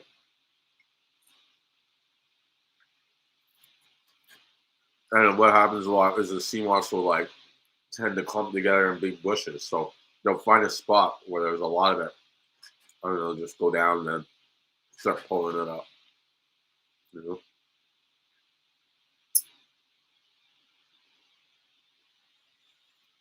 I don't know when there's like really bad weather, a lot of it will break off and just float to shore. So there's some people that just make money just waiting for it to wash up on the shore. They come in the morning. That's a good idea. Huh? That sounds like a good idea. Boy, I hope the weather bad, boy, because I can't wait for the Seamoss to wash up on shore. Oh, I'm about to rack up. I'll be out there every time. Oh, shit, man, I heard a thong come. I heard the wave. Oh, they'll about kill to you, bro. ride. They'll come after you and say, if they know like you're there waiting for, you know what I mean? Like some of them get mad. Some of these farmers, man, because and it's heartbreaking because a lot of times some of the Seamoss is like, especially the Seamoss, like a lot of times when there's bad weather, the Seamoss will break off from the farms and it will all wash up on shore. I mean, there was times where we would get calls and there'd be like, there's a big bonanza because, you know, all the Seamoss farmers lost their Seamoss, and they have to sit there and watch everybody pick it up. They can't fight you and say no, you know. But I think they're going to put a stop to it soon. I think they're going to start registering farmers. Well, they already do, but I think they're going to kind of enforce it in a way that if you don't have this farmer registry card, then you won't be able to, like, if they stop you and you have Seamoss, then you'll have to explain why you have Seamoss. Like, I wouldn't die for it, man. This is from the rock. Well, that's the thing. You're not allowed legally in St. Lucia. You're not allowed to dive from the rocks and sell it. What? Yep. Oh man. That's what type of United States of law is that going over there? Yeah. So I don't know if that's some information that I should be divulging, but it's the truth. Oh man. Now people do it. It's not to say that they don't, but legally, you know what I mean. Like you can get a lot of trouble if you're caught exporting wildcrafted Seamoss. Is it? I mean, and you know, but is it because of like something that's with the reefs or? Yeah, it's like, see, this is the one of the arguments or the annoyances that I have because people are so like adamant about getting wildcrafted Seamoss.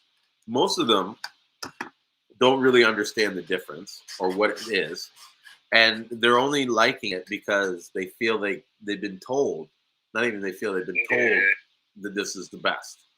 If everybody just said Seamoss and didn't care about wildcrafted, then you know what I mean. But they do that because they feel like, okay, this is a way to differentiate my product from the other as being better, you know. But there's no way to certify or verify that your Seamoss is wildcrafted. So every Seamoss can be wildcrafted if they want. There's not even a standard definition of what wildcrafted means, right? But this Seamoss that you harvest from the wild is destroying the marine environment. Okay, it is like a pivotal, like, how do I say it? Like pillar of how the marine life functions underwater. So Seamoss gives food to marine life on multiple levels. One, just Seamoss they eat the plant as vegetation, but also the Seamoss releases spores and grommets, or I don't know if I'm pronouncing it right, but basically sperm and eggs. And this stuff acts as the microphytoplankton to basically, not microphyto. It's basically a phytoplankton that's vegetative, like algae. I don't know the term, right? But there's a term for that type of plankton, and it's one of the building blocks for food for all life in the ocean, right? And then on top of that, the Seamoss is a filter, so it helps balance the water and make sure that there's not an overabundance of nitrates and other sort of things that can cause like just like an imbalance of the environment, like it helps regulate the pH level of the water in its surrounding areas. So it's like to take, and it was put there. Like there was a reason why it's there. So to come in and kind of like take it and take most of it, which is generally what happens when people are having such a huge demand for wildcrafted. It's like, you're really kind of like raping the environment and exploiting it. Like people go on about they're doing this for their health and stuff, but like, yes, it's good for your health, but at what cost? Do, Mm-hmm. do you know what I'm saying? And people don't understand that the cost is huge because the demand is enormous, right? And when you look at the amount of Seamoss that is required to produce even like 100 pounds, and then you start looking at the demand of people. I mean, I just got a shipment of 3,000 pounds, right? And I think for every 1 pound, it takes 10 pounds of wet. You know what I mean? So that's 30,000 pounds of wet Seamoss. If it was all wildcrafted, you know what I mean? That's 30,000 pounds that had to be removed from an island. And that's just me taking that every second month. I'm not the biggest seller in St. Lucia. I'm probably one of the smallest. What? Dude, what? Sure, dude, there's so many people selling larger quantities than me. Oh, man. Yeah, I'm not gonna like try and act like I'm take over then, bro. I mean, you got the stronghold. No. Nowhere near are we consuming the majority of the Seamoss. Not by close. There's so many other people that are. Even Red's Kitchen probably sells more Seamoss than we do. But here's the thing: we have probably the most access to Seamoss, right? So, like, for instance, the people that say Red Kitchen buys and the people that say another brand buys, they may know only that person that they buy from, but we know that those people, and we know other people. We know the people that those people buy the Seamoss from. Do you know what I mean? Yeah. So it's kind of like when you know everybody, you can kind of like you have room to move around. But what we try to do is not consolidate all the purchases to one person or one group. You know what I mean? Because, for us selling Seamoss, it's not just about selling the Seamoss. It's about selling it in a way that helps people as much as we possibly can. So my partner makes it a point to like make sure that he buys from smaller farmers that sometimes will get looked over because of whatever favoritism, whatever reason. You know what I mean? Sometimes some people just, they don't get picked, as sad as it sounds, that's just how it is. There's no real reason behind it. You know what I mean? I don't think any of the other sellers are acting malice or anything. I don't want to suggest that, but everybody needs an opportunity, right? And that's what we're trying to do, rather than just deal with one person and it it makes that one person fat. It's better to kind of like give everybody like the Seamoss market's huge, man, and so yeah, that's how we run our business. It's a big market, but yeah, we're not the biggest, but we do sell a lot of Seamoss. That's for sure. So let me ask you: can you just get some Seamoss, get maybe some not coral, but a rock, not a like basically just some chunks of rocks, attach it to the rock? Would it be considered wildcrafted, or does it have to start almost like how a bird would fly and just pop a seed in the ground? Well, okay. Like what's the specifics of like your art?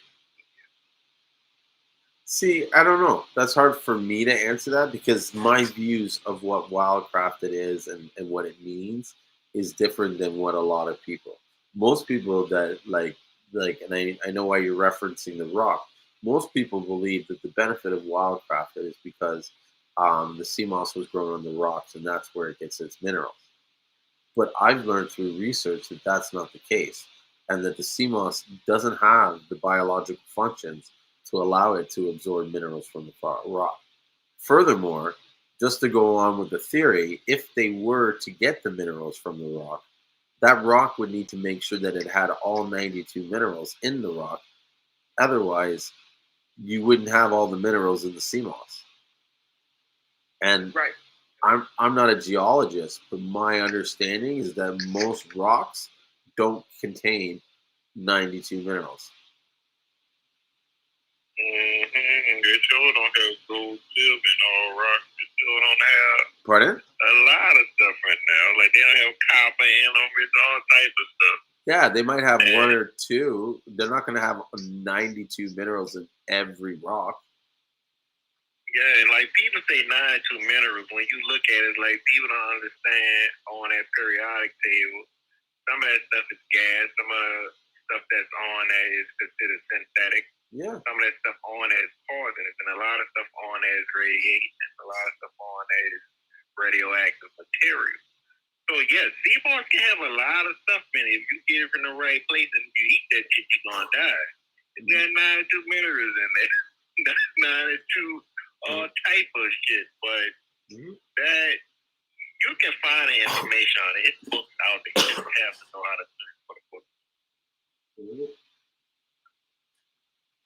Like Florida has a big marine place that deals with all type of seaweed. Like they document stuff like big time. They document everything. I didn't know that. Yeah, me either. Yeah, they have places in Florida that document sea moss. Like that's all places. I mean, not sea moss, but seaweed. All type of different seaweed. Yeah. And Garthalari, everything. They study it. Everything about it. They know everything about it. They have a dude over that they call him Tony Montana sea moss or seaweed because he knows that much about it. I didn't know that. Yeah, you have like Florida big on their health. I ain't gonna lie. That's one thing about Florida. Well, it is getting big, and people are studying it. I said it is getting bigger and bigger, and people are studying, especially for stuff like animal food consumption and stuff. Yeah. Where they're really not going to care about these 92 minerals, even if there is, whatever, how many minerals are in the product. Oh. But as long as it produces the results that they want, then they're good,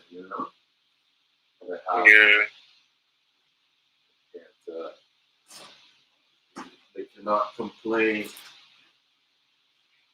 Man, I'm hungry right now, man. I'm hungry. Man, I'm so hungry I can catch a rabbit and make a Philly steak and cheese with. Well, can't you get something to eat? Huh? I said you can't get something to eat? No, I'm getting unloaded and it's nothing here, man. I had to move. I had to keep moving today because they had two chicks in front of me at the gas station. Yeah, the truck stop there was just like took a whole hour just to get gas, and that kind of like that set me back, and I had to just leave. Like it was all types of stuff happening today. The company calling me, waking me up. Oh, when you gonna deliver the load? If I can deliver the load from 12 o'clock in the morning to 11 at night, why are you worrying about what time I deliver the load? I hate that. Like, okay, you really want to know I'm going to deliver the load at 9 o'clock at night? Yeah. God, I should have told him. I'm gonna deliver it at 11 or at 10:50, like 2 minutes before it's supposed to be there. That's when I'm gonna deliver it. Fuck. And if I get in there before there, I'm early. Like sometimes I hate when people ask these kind of stupid questions that kind of answer themselves.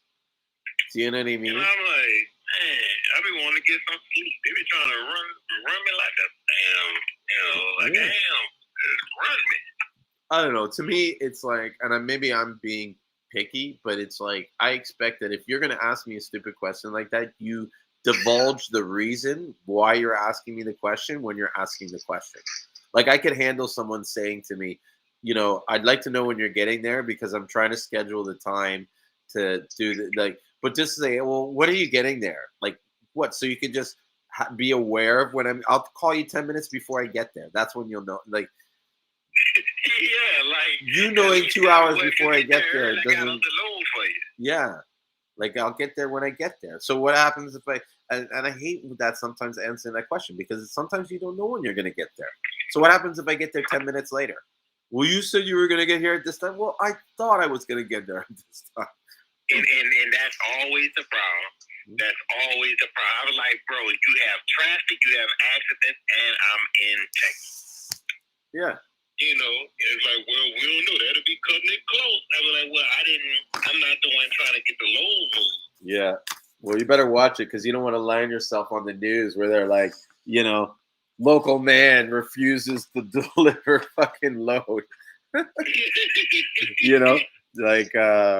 Starts war on the supply chain like wars or whatever. Do we have a problem with swap Wage war on these people out there. Running. These people. Yo, you said you from Louisiana? Yeah, I'm from New Orleans. I can hear it come out when you get a little passionate.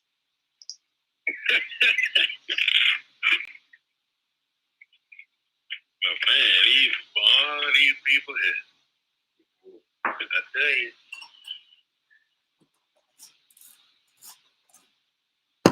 Don't drive trucks for nobody. If you don't own a truck, don't drive it. Yeah, you gotta get the truck, your own truck. Make it worth a while. If you don't own a truck, don't drive. Don't be like me. I made a mistake. Well, gas is crazy nowadays, eh? What the fuck's going on with gas? $3 and stuff, and the load's still the same price. They even cheaper now. I'm paying more for gas than I'm getting for the load. Crazy. And it just shot up like that. Man. My theory is this: we're running out of oil, and these guys know it, so they're fucking with the system, so that we push up the oil price so that they can make as much money as they can until it runs out, or until it gets so scarce that they can't afford to use it for cars because they got to use it because there's so many other products that use petrochemicals. Yeah, petroleum, everything. Yeah, everything's like made from a byproduct from these chemicals. Crazy. And it's crazy. I use people talk about they use the petroleum jelly and stuff, the gel, whatever it's called. That what else they call it stuff? It's just like a glob of oil. Vaseline. Just thick oil. Like Vaseline. People think it's healthy for you. Yeah, like Vaseline, right? Yeah, Vaseline. That's exactly what I'm talking about. Yeah, Vaseline. People think, oh, you put the Vaseline. Do you know what Vaseline is? Like, nah, bro. Like, that shit's not good. Yeah.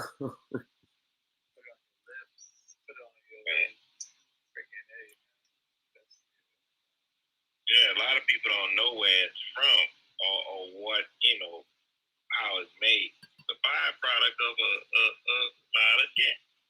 Holy shit. Of a pile of shit?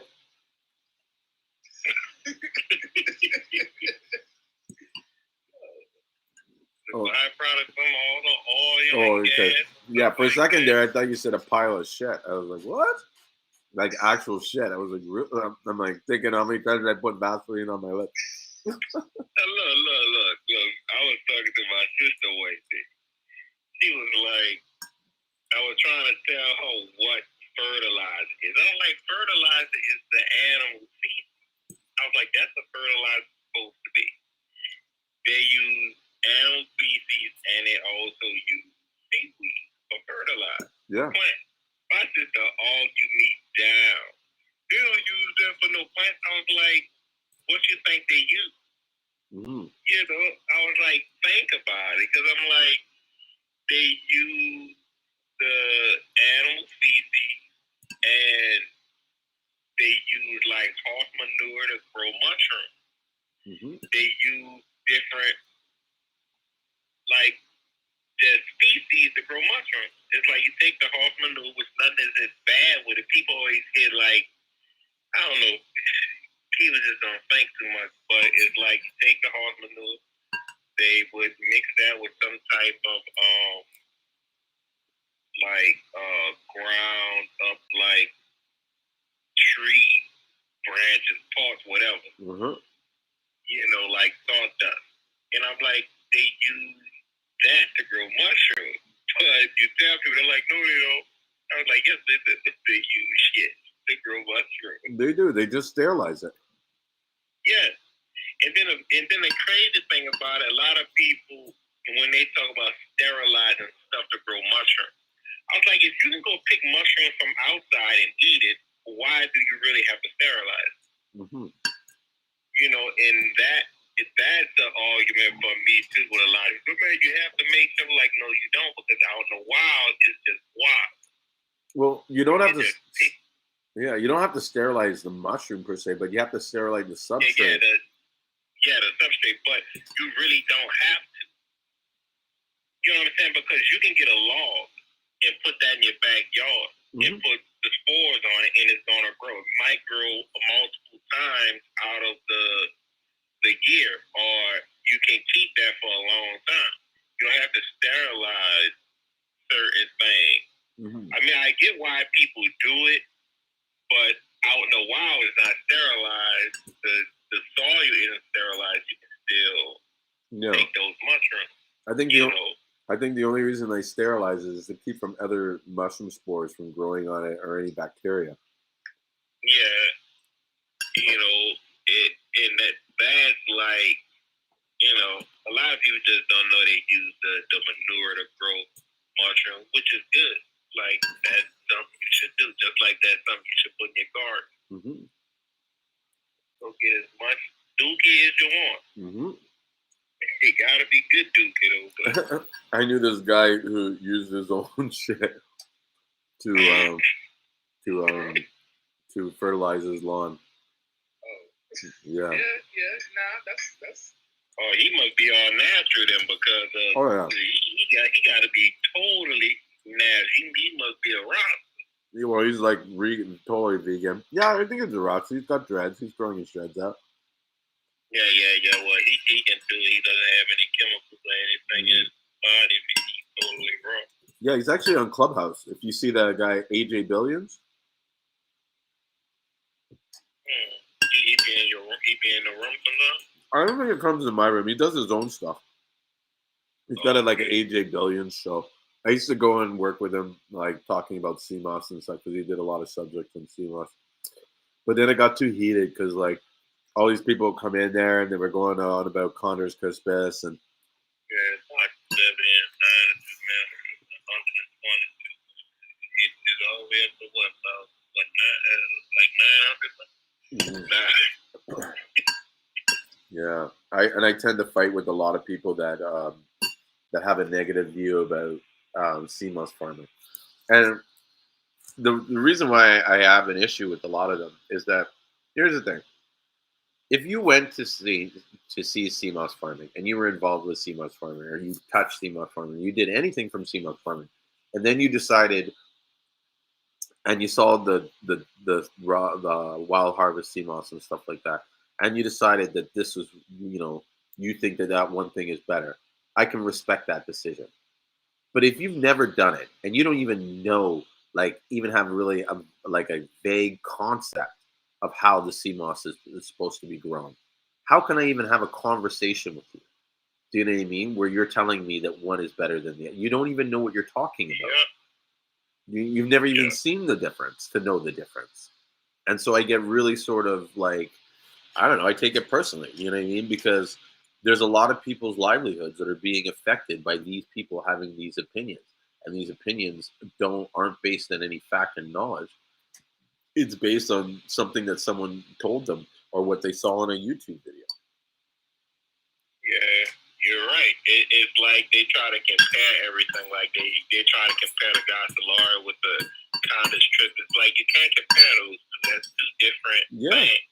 You can't compare apple and earth. Either you like how that one tastes or you don't like how that one tastes. Mm-hmm. Like that's as far as you can go with it. But you can't. I hate. I just don't like when people try to compare like two different things. You can't compare those two different Seamoss because from two different reasons. It's not, they're not the same thing at all. Listen, totally different. Both are good, but they're totally different. Mm-hmm. And you shouldn't have to compare them. You know what I mean? Yeah, just take them. Take both if you want. Yeah, especially if you're selling Seamoss. I feel like those that kind of like push that narrative, like that one's better than another, they do so because they just lack the ability to stand on their own 2 feet with their product. They don't know enough about their product to really like show the benefits and stuff like that. It's only by putting another species down, Like I'll say it 100 times. We don't diss other people's Seamoss. There's no ads like that. There's no comments me saying, oh, this and that.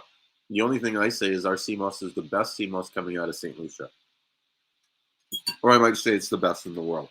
But that's marketing. Do you know what I mean? Yeah. It's good Seamoss. Everybody loves it. I don't get a lot of complaints.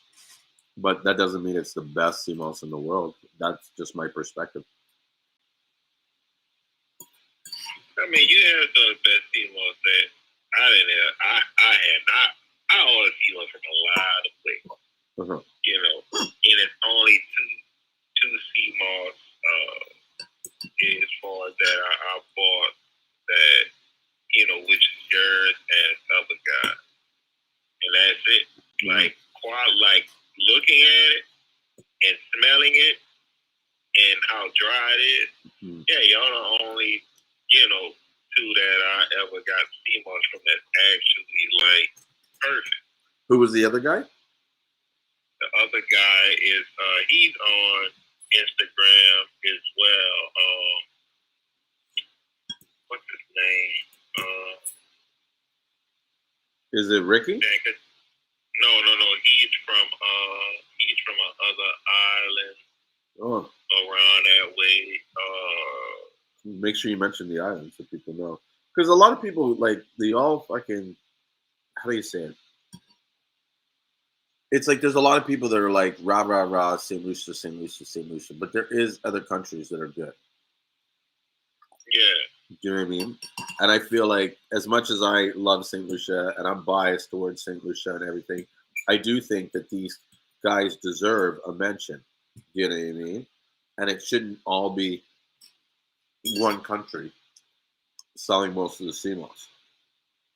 Yeah, because he sells the Go Ichioma and I think that's how you pronounce it. I think that's how you pronounce it. But it's a different species of the Seamoss, like Ocellar. It looks the same, similar. Yeah. But you can tell the difference once you hold them up close. Mm-hmm. One is more like bushy. It doesn't have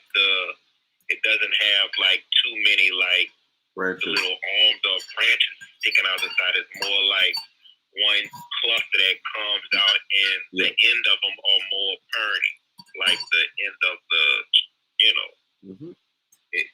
I can't explain, but it actually his actually it is good.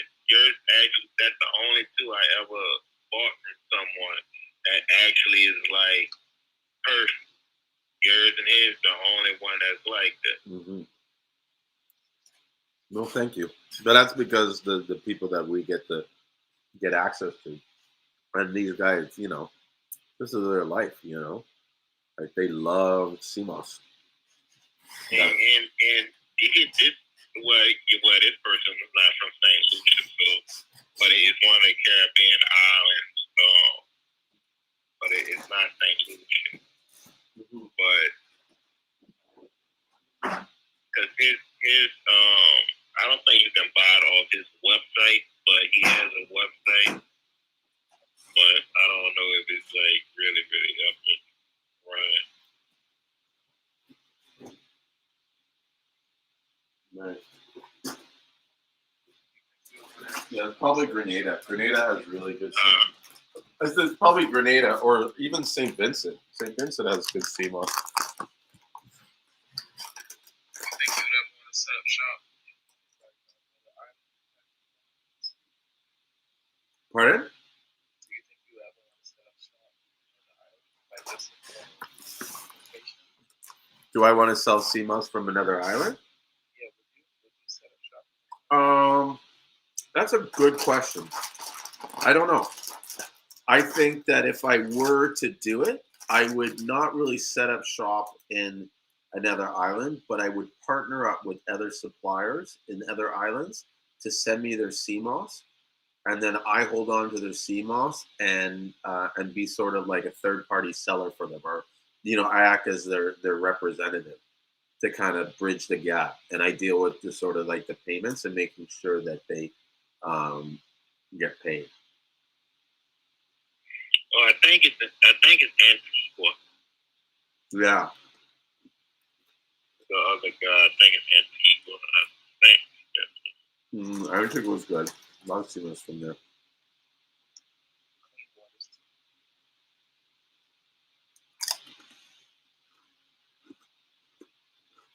Right. Hey, you said you wouldn't you don't want to go out of the Bahamas because of the Bermuda Triangle.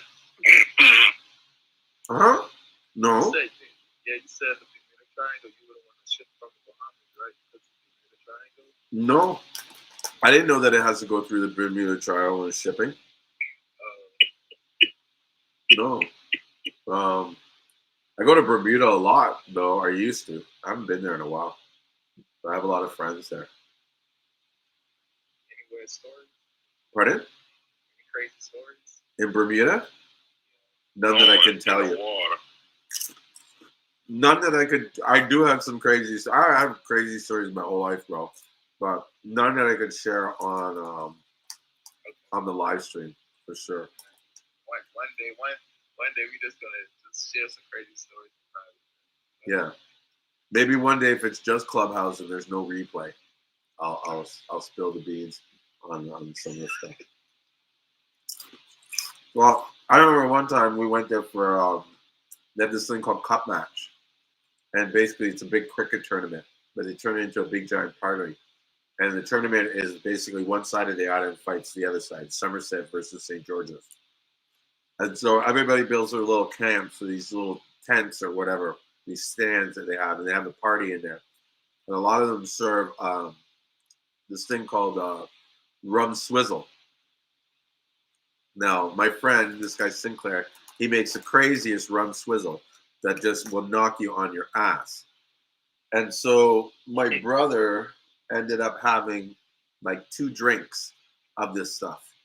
And on the second drink, my friend was like, yo, you better slow down a bit, right? Because it's hot out, right? It's a lot of sun. And my brother had to be like maybe 21 at the time, 22 or something. And he got so fucked up. It was like 1 minute he was there. Well, first of all, he gets all rowdy, right? And we're in the middle of this like fucking event where thousands of people are walking around. And he's just like, I'm from the T-Dot. I don't give a fuck. I'll fuck you up. I'll fuck you up. And he's like telling all these people, like pointing in their fingers, like saying, I'll fuck you up. We're just like, whoa, what the hell? Right? And 1 minute he was there, and the next minute we're gone. We're like, where did this guy go? We see these kids running around charging money, $1 to see the dead man. So we go look to see who this dead man is. It turns out it's my brother. He got all K'd out. He tried to use the washroom. He basically, he just was so drunk he was unconscious, ditched into the bush. and the kids were trying to charge $1 to see him. Yeah, and when I go up to see what's going on, the kid's like, "Hey, no looking! I want my $1." I'm like, "Get the fuck out of here! That's my brother." $1. So that's a crazy story. And then that same night, we went and saw Sean Paul, and he was literally like 5 feet away from me because the island's so small that the whole concert had maybe 1,000 people there, and he did it outside on a bandstand. So it was pretty cool. Yeah, it was a good concert. And back then, it was like the mid '90s, so like Sean Paul was like, huge. Pardon? Antigua and Barbados. Yeah. Yeah, they have good waters in Antigua. But yeah, if I did the Seamoss, that kind of thing, it would be more of like a brokerage or a broker house where I would get multiple sellers to come in and be able to, provide like, I guess, like a conduit or a platform for them to sell their Seamoss. Because there's like guys like, there's this one guy I met from Cape Verde that's like near off the coast of Africa and Senegal. And have you seen the areas where they're growing their Seamoss in? This stuff is beautiful, and it's probably producing some amazing Seamoss because of the island and the region and the nutrients that are in that water. Like there's virtually no industry anywhere near it, And so this Seamoss could have, lots of people could love it, but they don't see it or know about it because there's no way to access it,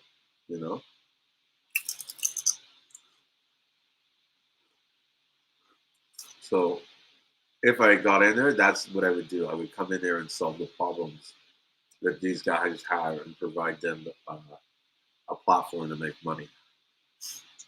So would you be willing to go out?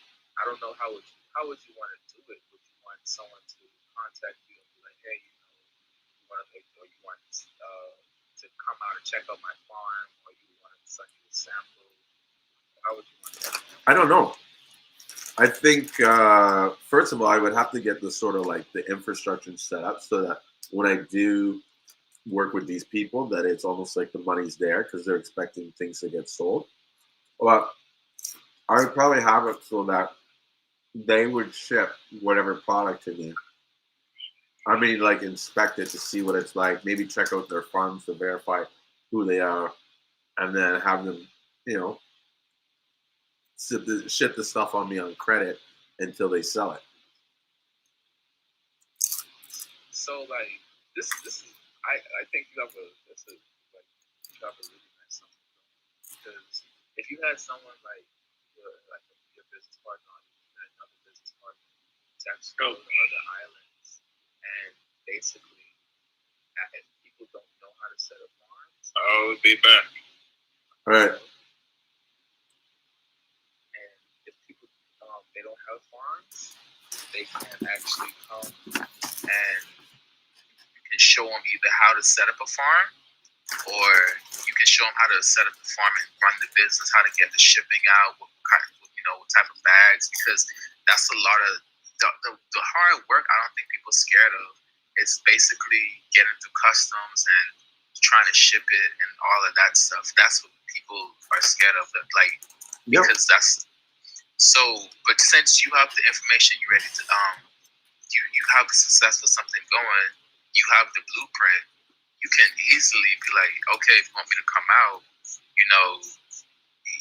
you could charge a fee up front, or you can put it in the back end, be like, after you get set up, we could work it off or something like that.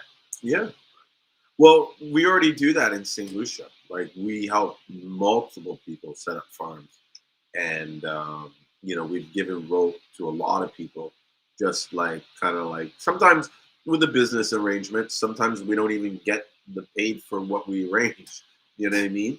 It's more about like kind of helping people and doing that. And so, yeah, like I don't see how it'd be too, as long as there was a way for us to kind of cover our accommodations going over there instead, because it's not cheap to fly to another island and spend a few days there teaching them how to to uh, For sure.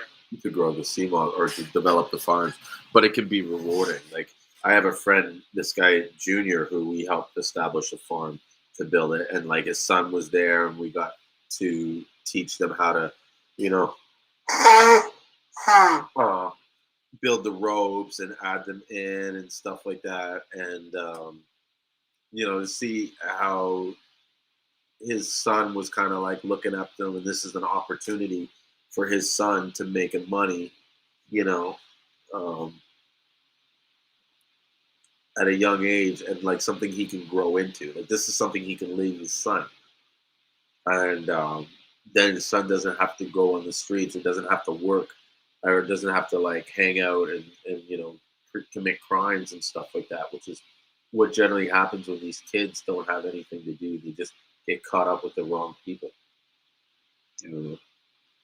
So yeah, I mean, I think we're going to do more in the future with helping St. Lucian farmers for sure, and maybe we start looking at how we can um, help the other farmers. Like I'm even willing to go there if they're ready to cover a cost to even just show them how to do it, and not even like they don't. I don't need to have that idea that I just and that dude, that was the idea that I came up with just because you asked me that question. There's no real plan or intentions to create some kind of operation like that. I would be sort of just show them how it's done. Like this is where you go to ship. This is the boxes that are good to use. Line them with these kind of liners. This is what's going to be the cost and stuff like that. This is how you deal with these, sellers. Don't do this and don't or buyers. Don't do this. Don't let them do that. Like even now, of advice and backroom deals that I help other farmers do, or like if there's an issue with them having or whatever arrangement they made with another buyer or whatever, I come in there and try to mediate it and just kind of resolve it so that the both parties are happy, with the outcome. Doesn't always work out, but I'm there to try, you know. And so yeah. So with that, I think like how you can that could be a whole another venture in the way in what you're doing, but actually like how people set up workshops, but you could charge whatever you want. You can charge $5 or $20. Doesn't matter. But if you can't get paid for your accommodations, I'm pretty sure if you set up a workshop and in the right island and you get the word out and then you show you already have credibility on your website, you can show people on YouTube and Instagram, etc. and all of that. Come on out and like basically I can show you how to do this because I mean even if you was to build another you, like just find somebody you can train and just basically listen. If you can call me anytime, just if you just do it with one person. But if you have another version of you, if you have another you, you're good. Oh no, I do. My partner. I would just if I couldn't go, my partner could go, and he could bring a few people in the industry that are wise, and you know what I mean. Like it's not to say like I'm the only person that has these kind of knowledges and experiences. I'm just the only one that's putting my face out there and saying, "Hey, look at me. Look, let's talk about it." Yeah. So we could do it, and I'd love to see that happen. But it also brings me to something that like we were talking about, something that I wanted to do. I'm honestly struggling on how to do it, or even just worried about. And it's funny because we live in this cancel culture that we're so worried about doing something and how it's going to be perceived by the general public, and is it going to be something that's going to get rejected, or you know what I mean, or misconstrued in some ways, or you know what I mean? Yeah. And, yeah, and so the idea came about like this, right? And maybe that's where I'll bring the background. So we were discussing, me and my partner, the other day about how, like, I was running these ideas about him, telling him what I'm planning to, and I was like, yeah, I'm thinking about doing this contest, and it's just to bring like awareness to people about who we are and what we're doing and stuff like that. You know, kind of like advertising and stuff. We'll give away like 100 pounds of Seamoss, and you know, it'll be something like one grand prize of like 50 pounds, and then another prize of like 20 pounds, and then maybe two more prizes of like 10 pounds each, and then three prizes of like, you know, 5 pounds. Or you know what it was? No, this is what it was going to be. It was going to be something like grand prize was 25 pounds. Then there'd be like a second prize of like 10 pounds. And then there was like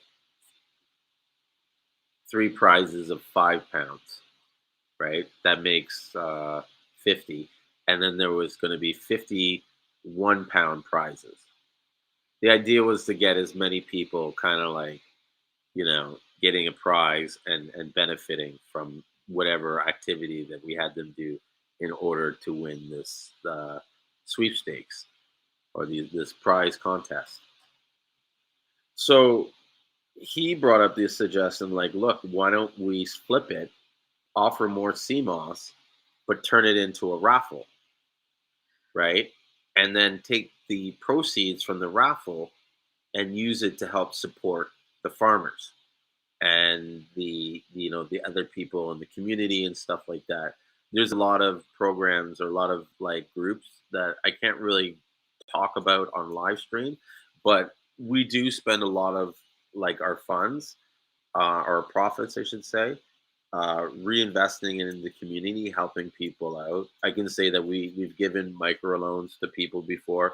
We've done stuff where like, you know, if someone needed to buy a car, and the way the banking system here works is they'll lend you the $10,000 that you need, but you have to give them like a $3,000 deposit or something, right? And for some of these people to get the $3,000 at one time, it's very difficult. They start saving and things come up, and you know what I mean, it pulls away from their saving and stuff. So by us giving them these like pretty much interest-free loans and allowing them to either like pretty much pay us back in CMOS, right? It gives them the opportunity to have that money right now, and then you know what I mean. They pay it over time, and the CMOS. It's not to say that it's free, but it's a lot different than paying the cash up front. That's great right there. That's like I like bartering. Mm-hmm. So you doing that is because I find value in because you can put a price on anything. Seamoss could be freaking $100 for a pound in the next something. You don't know how anything's gonna go. So yeah, I actually like that a lot because you see the value in the person, you see the value. Yeah. Well, you gotta sometimes, you know, you gotta think creatively to make a thing work, because even if I ask them to pay in cash or we expected cash back, it's then it just creates one more step for them. You know what I mean? Like now I got to go make the CMOS. Now I got to sell the CMOS. Now I got to go give that money back. You know what I mean? And not see anything from it. Like, you know, I had to work twice. I had to do two jobs when they could just give us the CMOS, because that's what we're probably going to do anyways with the money. Is just buy more CMOS. So yeah. And so there's a few other stuff that we've done that I can say. I forget the whole point we were talking about, but oh, that was it, the raffle. So You muted just if you didn't know. pardon? Sorry? Oh, I thought you were saying something. So yeah, getting back to the raffle. So now we're probably, I haven't figured out the prizes, but we're going to increase it, and we're going to charge something like $5 or $10. I'm testing out a program right now that's going to keep track of all the people's donations and all their like sort of entries, so that when we do the raffle, they can win it. You're muted.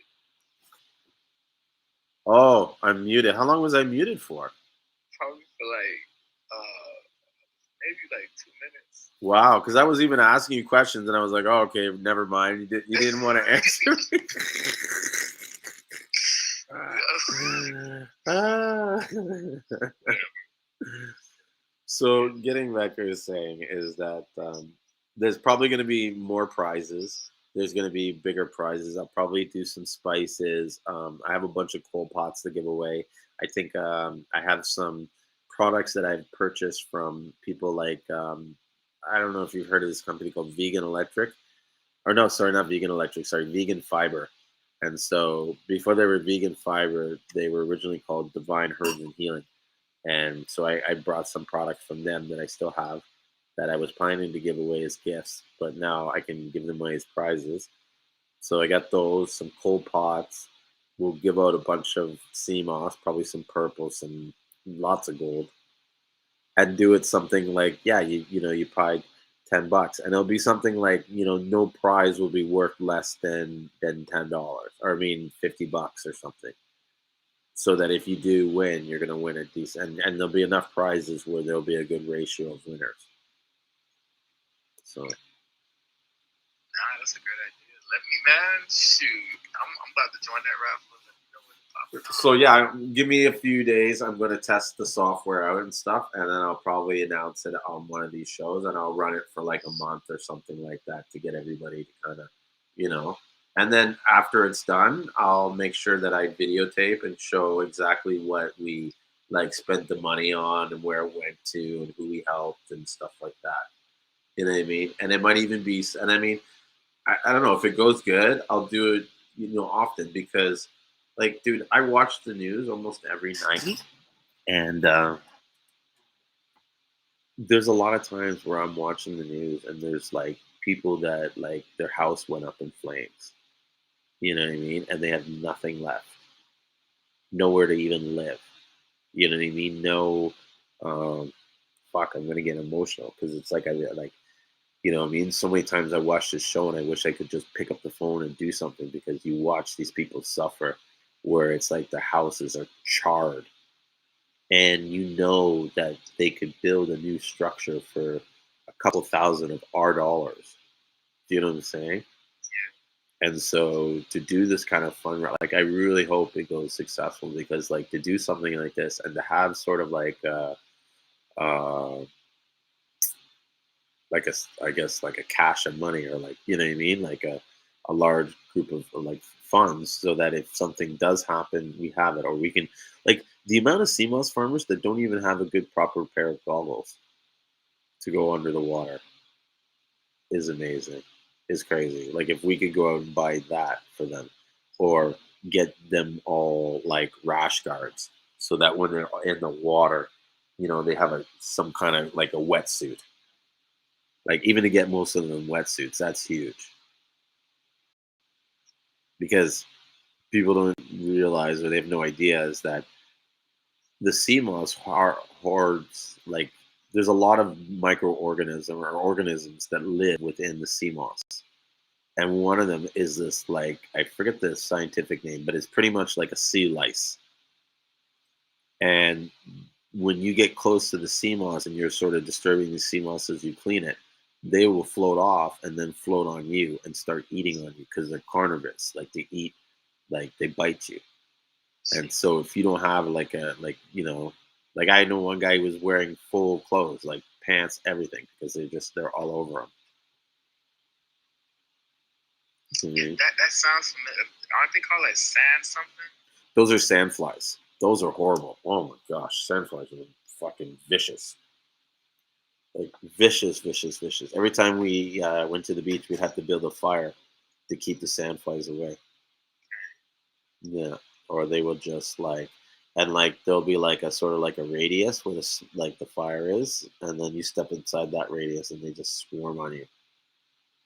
And they're so small you can't see them to really like hit them, and they're fast, so they'll bite you and they're gone before you even like. As soon as you feel the pain, it's like, oh, they're gone. Boom. Yeah. Yeah, but the the, the plan you have almost like a trust fund in a way. I think that's a good plan too. Yeah, or like a charity fund. Yeah, no, I think it's good, and I'm willing to, you know what I mean, donate a couple £100 of CMOS a year if it means that we can get enough interest and raise enough funds. And with that kind of exposure, that's your advertising. Exactly. You know what I See, mean? I'm like, yeah, there you go. Hmm. In the long run, it'll come back to you. Yeah, exactly. This a little off topic, but since you mess with bees, have you made mead yet? No, but I'm gonna learn how to make it this year. Yo, I've never even tried mead at all. me either, but I have this jar in the closet, Hmm. and I just pour. I got some water. I just pour half of the water in this mason jar, and I just pour like a whole bunch of honey in it, and it's been sitting there for like 3 months. I haven't opened it or anything. Wow. I'm gonna just let it sit for like 4 months, and I'm gonna just Is that how they make mead? I know it's pretty much honey fermented, right? Yeah, I mean, you could. I was just experiment. I had a whole bunch of honey because I was doing some stuff with some bees, and I had some honey. So I'm gonna try. So yeah, I haven't tried it to taste it yet, but I said I'm gonna give it 6 months and I'll give it a taste. Yeah, this year in Ontario, I'm gonna go really like full force on the honey, so that by the end of the season, I should have some honey for sale. But I also want to really work on expanding the honey industry in St. Lucia, and so next trip I go down, that's going to be my real somewhat focus, is trying to see, I've already identified the suppliers down there and stuff and where to get it. So what I want to do is kind of bring some back, do some testing, but I also want to identify spots where we can grow and investing in growing farms. Do you particularly like a certain taste of honey?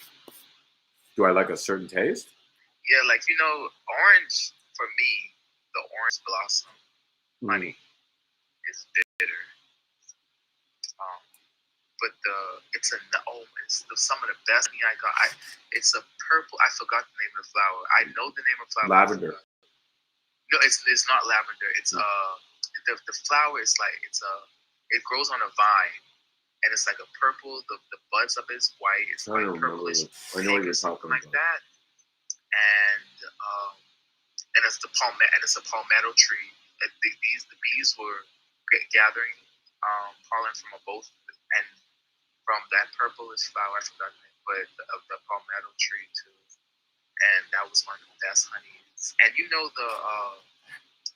the sacks that they store, like the reserve parts, man, it was a bunch of it, and I just squeezed the whole everything in it to make it got real thick, and then I strained it off like a couple of cheesecloths just together, and then it was some of the best honey I got, and it was the combination of those two.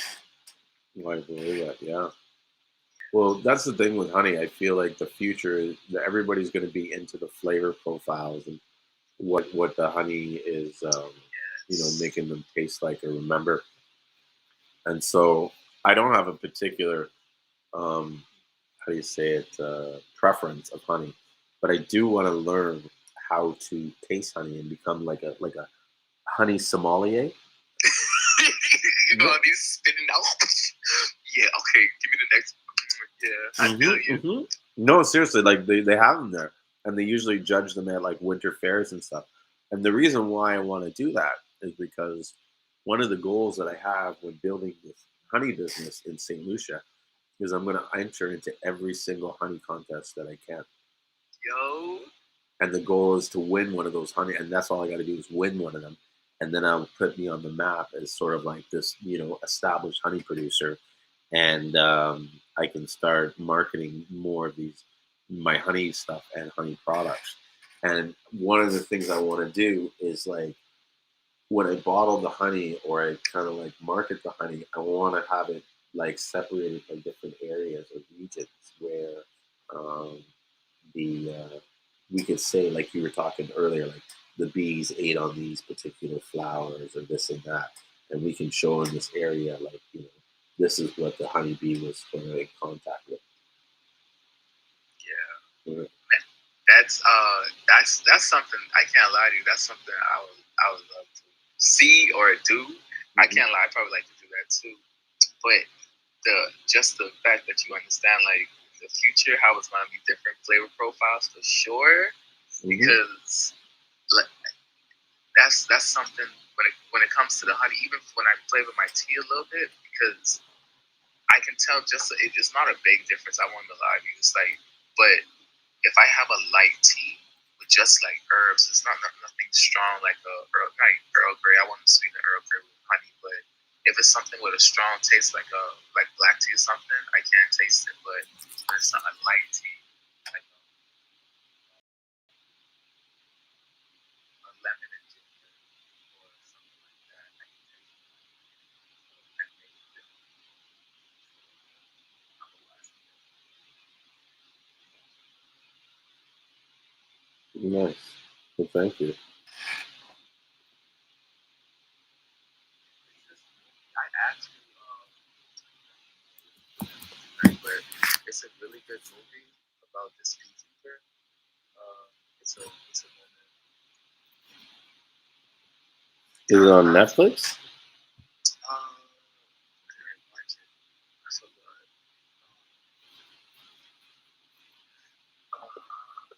I'll tell you right now. I don't watch a few of them on YouTube with the different beekeepers and stuff like that to understand the different operations and stuff.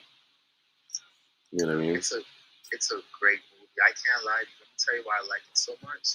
She was I can tell you the plot of it. Oh, Honeyland. Honeyland. No, I haven't heard of that. I'll Okay, have to check it out. It's a movie about a older woman. She's taking care of her mother. It's a documentary, and I'm gonna tell you right now. After I was done watching this movie, it gave me respect for the farmers, anybody who who does honey, and if you actually understand the nature of what you're doing, because when she never took more than 50% of the honey, she always left half the bees, and it was a point in the movie when this guy came along, and he moved in with his family and settled, and he wanted to start doing honey too. She showed him the ropes, but she said, "Don't take more than always leave honey for the bees. Don't take more than you need because the bees are going to attack another hive and get it back." And she was just explaining with just saying not to be greedy. Just tell him, "Don't be greedy." And she warned him. He didn't listen, and he's seen it happen, but with the behavior he gave to her afterwards, man, I couldn't stand it in a way because I'm like, yo, like he wasn't respecting the way of the bees, man.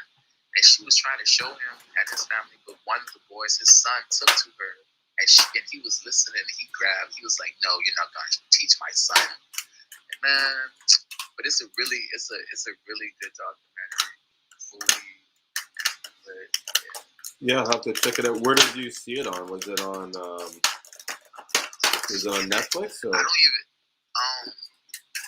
I don't remember the exact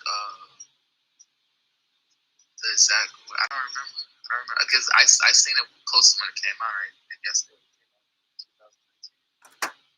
So, No, but what she's saying too is so true. Is that you need to make sure that not only that you take what you need, but you leave enough for the bees to be able to survive. And so they don't have to work too hard and stuff, and they're not in a position where they starve over winter.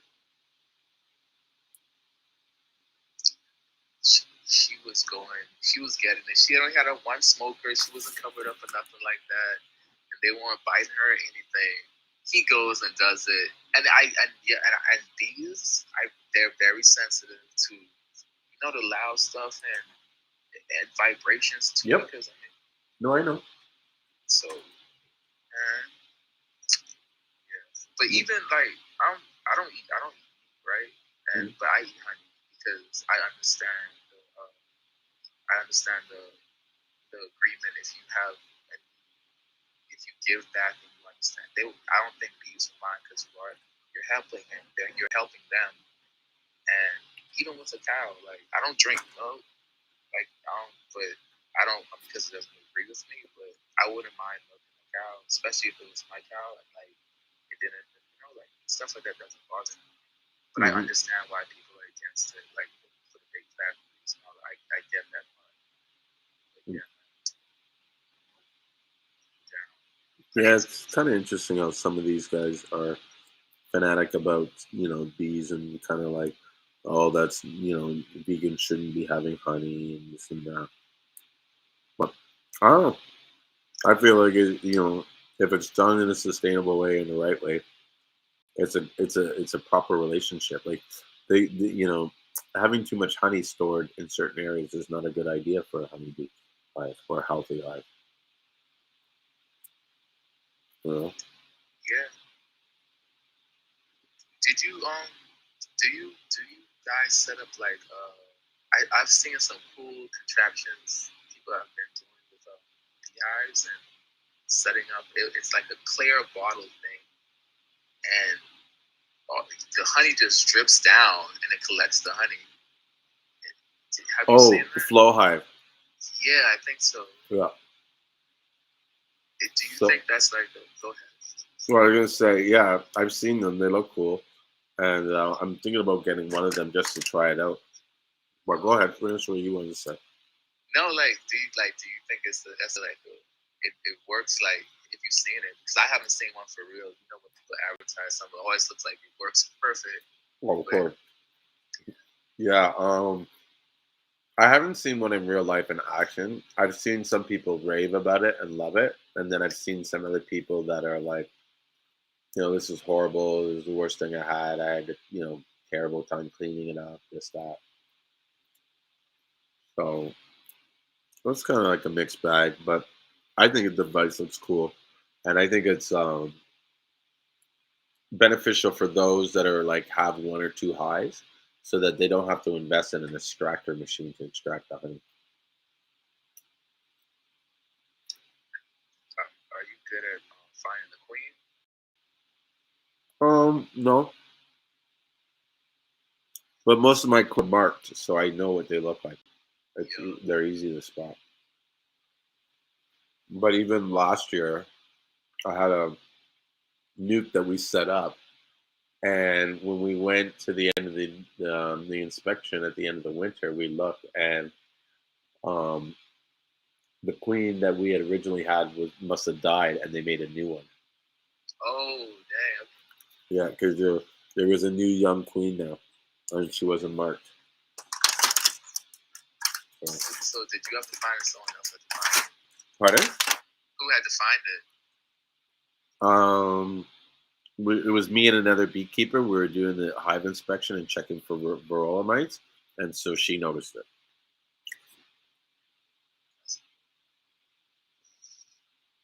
But she's like a master beekeeper. She's been beekeeping all her life. That's all she does is beekeep and work in bee industry. So she knows what to look for when looking for queens, I guess. But like I said, I'm excited to get going with this honey business to see how it works, the costs involved, and stuff like that for producing and marketing the honey. And then the idea is to take what I learned and my experiences and transfer it to St.Lucian to start a business there.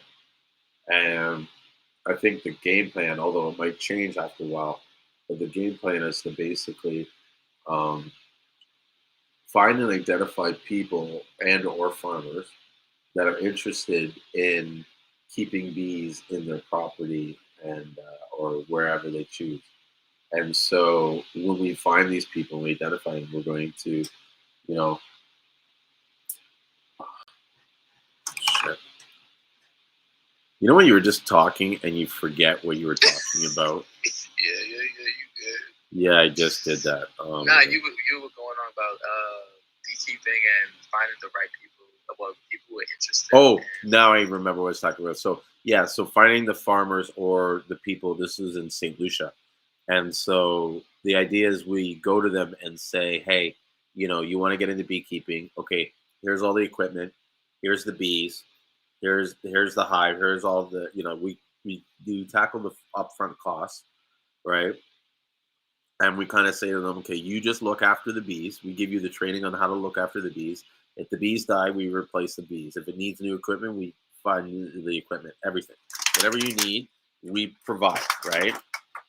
In the end, at the end of the harvest, you sell us something like 80% of whatever honey you harvest at a certain price that we agree at before you start the season. You know what I mean? And then so we buy 8, and you can either sell us your 20, or you could keep your 20 and you could do whatever you want with your 20%. You could even sell your 20% to whoever you want on your own. Right? That's fair. Just super fair. And so the idea is, this will, one, ensure a steady supply, but also give job opportunities for St. Lucians, but job opportunities in a way that it's not so much of a job, but more of a business experience, right? Because now they're not employees, they're not working for us, they're independent. You know what I mean? They can choose to expand the hives, and we'll support them if they want, or they can keep it where they're at. And when the product is ready, it's not like give me all the product and you get nothing, because then you're kind of a worker, right? But to be able to keep some of the product and decide what you want to do with it, that's more of to me, more of an independent business, and we're more like partners in the sense that we work together. I have a need, which is the honey, and you have a need, which is the equipment and the bees and basically all the upkeep, because those support takes a lot of funds to match, but we'll be able to do that if we're getting a particular amount of honey at a set price. It's going to be fair.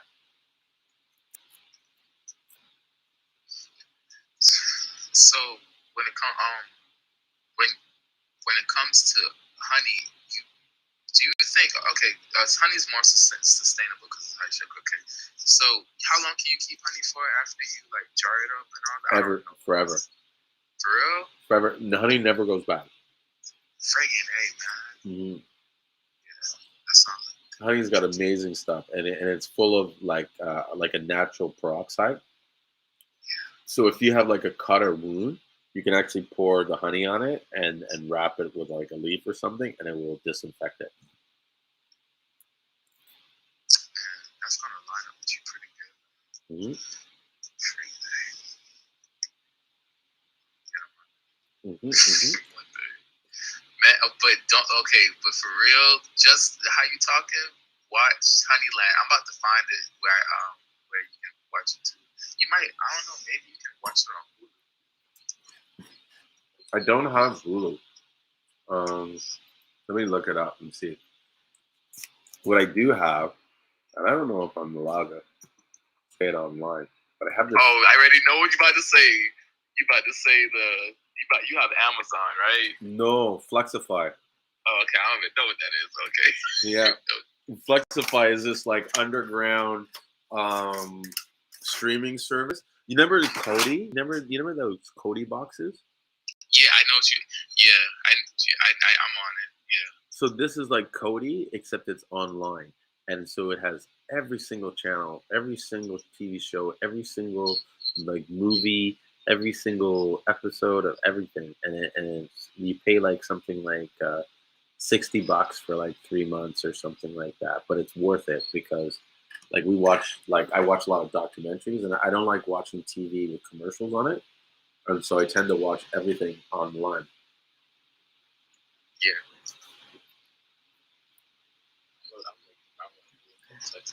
I have the. So is it in Turkish? It looks like it's got like different language or something. Yeah, where it's from? It's somewhere around there. It's I don't know. I don't remember the area, but it's a foreign place for sure. Let's see.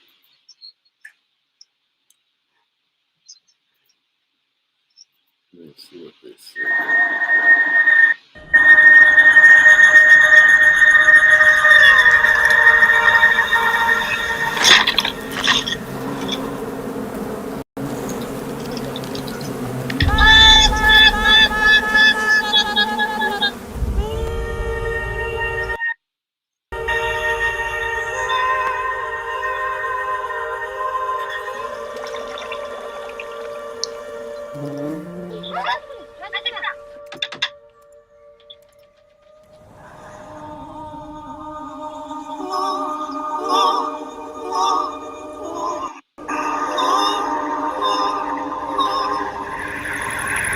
Done a lot of work.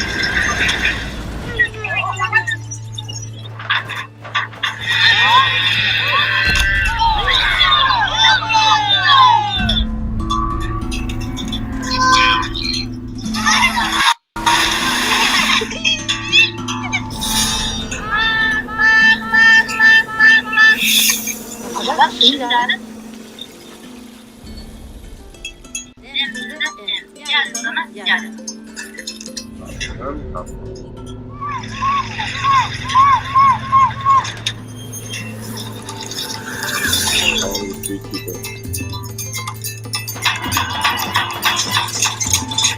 It's like a fight between her and the commercial beekeeper.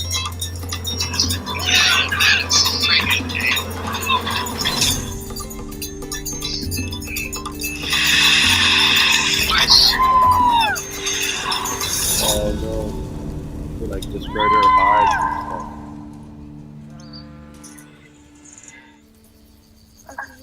Oh, that part right there, what you just said, is wrong, bro. That I'm telling you, I got so emotionally invested in this show. Yeah. I'm gonna go check it out when I got time to really look at it. Yeah, for sure, man. When you have the time, that it's a good watch because it's a documentary. But you know when a documentary is done so good, Mm. they did a really good job. Like another another documentary I like. Have you ever seen the one with the octopus? No. Oh man, it's on Netflix. It's a really good one, man. It's great. It's a great one. What's the name of it? I forget the name. I can tell you everything about it, but yeah, I'll tell you the name. But it's about an octopus. I'm pretty sure if you type in octopus on Netflix or whatever, or if you put in octopus, Octopus documentary. You probably find it. my octopus teacher. There it is. See, I knew it. I just put octopus, but it's called my octopus teacher. My And octopus teacher? Yeah, listen. I promise that's one of my that has to be top 10 for me in documentaries. Why? Because because you see the humanity and the person who is doing it, and you see how he connects back to something that he loves. It shows the path, almost like when he was telling me the story about how you came off path, but you went right back in on the stream, and you end up in the same place, almost like it was destiny. So it was like that for him. And then when it came to the octopus part, he actually made a bond with the octopus. Come on, man! Like, Oh wow. that's crazy. Octopus, like to me, for when it comes to the ocean, though, like we haven't explored the ocean so much just because we don't have the technology to go so deep. So the ocean is like close to space on planet Earth because we don't know what's down there. We understand the ocean, but we don't know much about it at all. So it's probably like a whole bunch of species and things down there. So it's like No, you're right. There's probably like a whole world. right? That's so crazy. That's crazy to think about. But whole freaking Atlantis. Yeah, some say that that's what's down there. That there's like this hidden civilization and stuff. I mean, it's not super far fetched because if you live in the ocean and what's the species that it's okay. I just So I have this ducks outside where I stay at, and I never knew ducks could dive.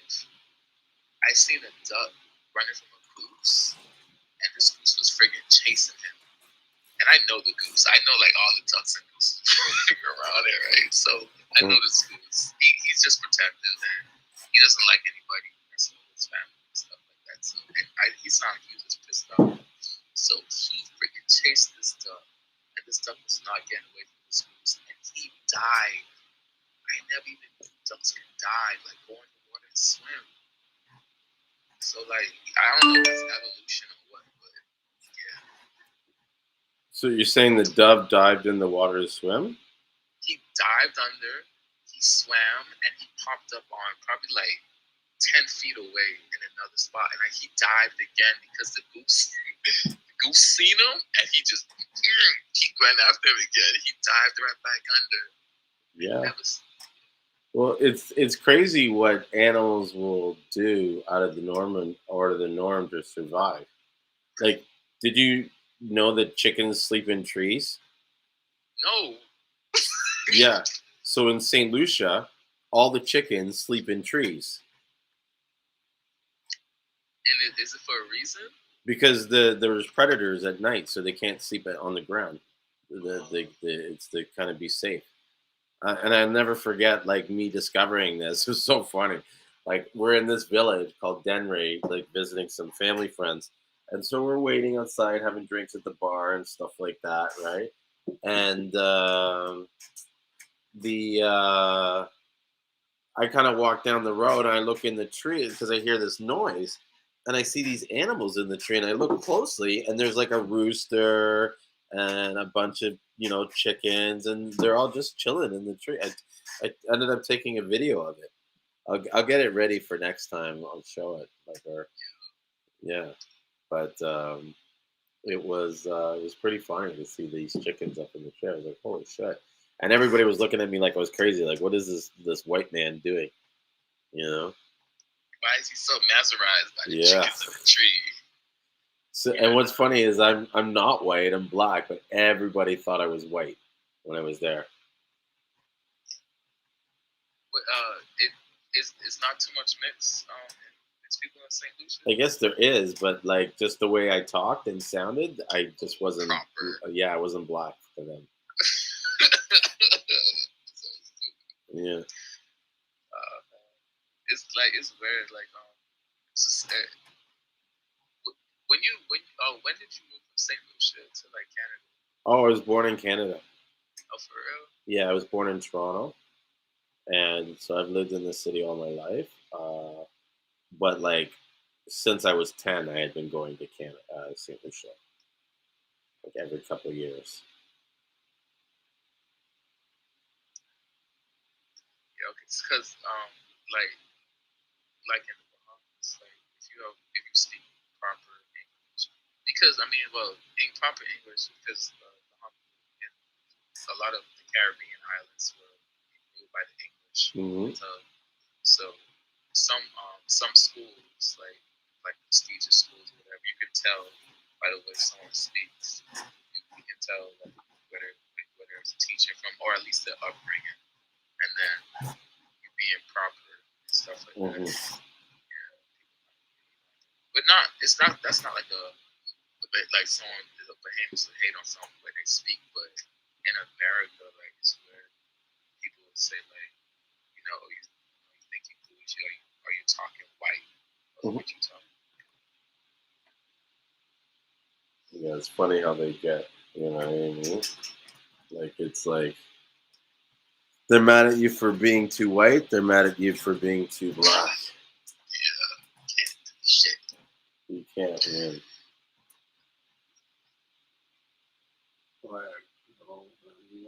You can't win with them. They're just angry. Why did you stop your marijuana venture? Oh, the laws changed. Oh. Yeah, so when I had the dispensary, I was operating in a gray area where they weren't like they hadn't fully licensed dispensaries, and I think they hadn't fully legalized weed yet, so it was like sort of like a gray area at the time. And so we did that. And then when new legislation came down and they were giving like 14 years for operating a dispensary, it just wasn't viable for us at that time. Like we just didn't think it was worth it. And it was kind of better for us to kind of stop and then see if we can reform once legalization had occurred. But then when that occurred, we started looking at the business model and realizing that, there wasn't a lot of profit in it. It was more just hype and promotion.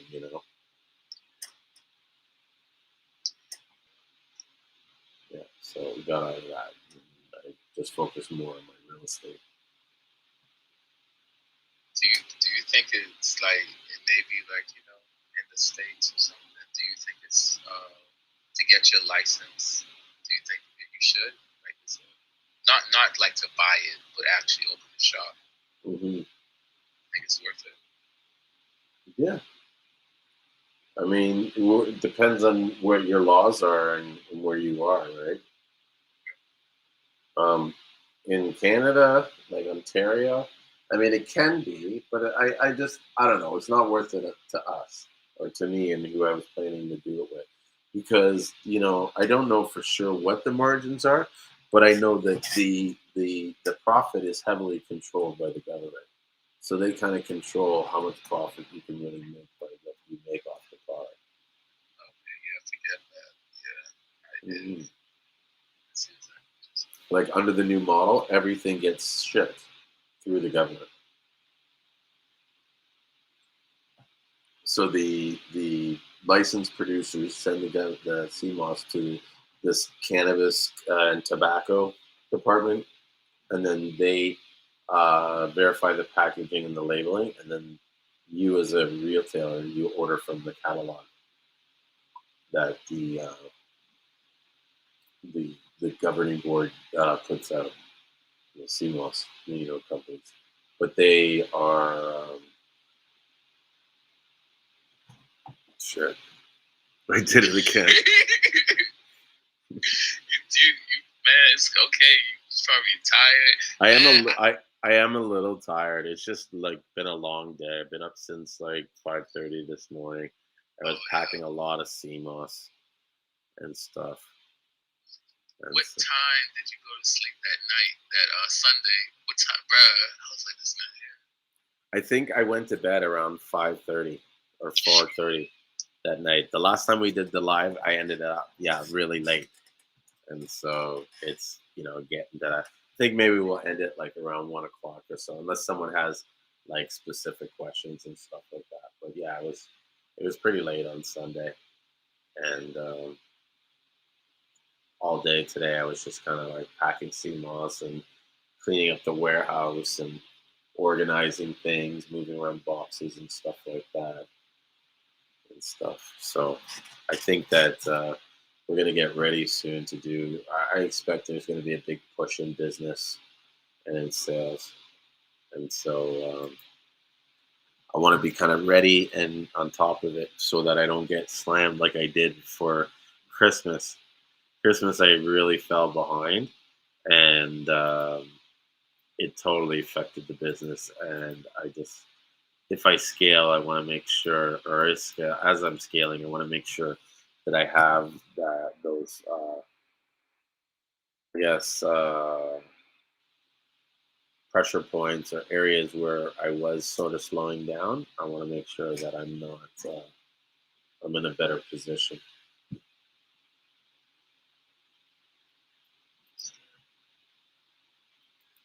Mhm. So in the Christmas area, we got to get a lot more sales. I mean, I don't know why I don't get it. I can see you getting sales in the next month for sure or two, just because of the tax. Mhm. Well, we get sales every day, but what had happened is we put out a sale and we dropped the price, like where you could get a pound of CMOS for as low as $15 a pound. Oh man, yo, Yeah, you have to spend. I think it was like spend $1,000, get $400 off, and then the other one was spend more than 1,000 and you get 50% off.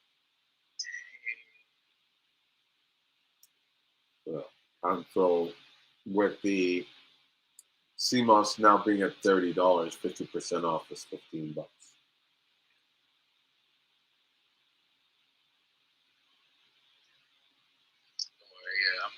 When I get my money's right, I'm probably because what I'm gonna do, what I'm gonna try to do with Seamoss I get. I didn't order much, but I'm going to. It's a few shops around here, and I've been every time I go into a new shop, like a boutique or something like that, and if it's a health food store, I check out what they have, what they have in stock. And a few shops I've been into, I walked in there and they have Seamoss, and they only have one jar of Seamoss. It'll be only like 1 or 2 jars. So it seems like I don't know if they have a supply issue or they're not selling it. But I said the next time I get some Seamoss on hand, I'm gonna approach them and see if they do have a supply issue, if I can solve it for them. Yeah. Yeah, man, that would be cool. And you could make maybe a sale out of that, Sure. It's like I'm not gonna go to Sprouts, but I said if it works out and I know you need some license and stuff, but because Sprouts they don't have dry Seamoss, and I never see dry Seamoss at the fresh markets around here or anything like that. They don't have it, and at the green markets, one of the biggest green markets I've been to around here, nobody has a Seamoss booth or sells it out there. So that's a market for that too. Well, you should reach out to them and even just ask them and say, like, what would it take, hypothetically, to get, my products in your store. Some of them even have websites where on the website it gives details. Oh, yeah, I never thought about like going on their website and looking at what sections they have. Hang on, I'm just getting a glass of water.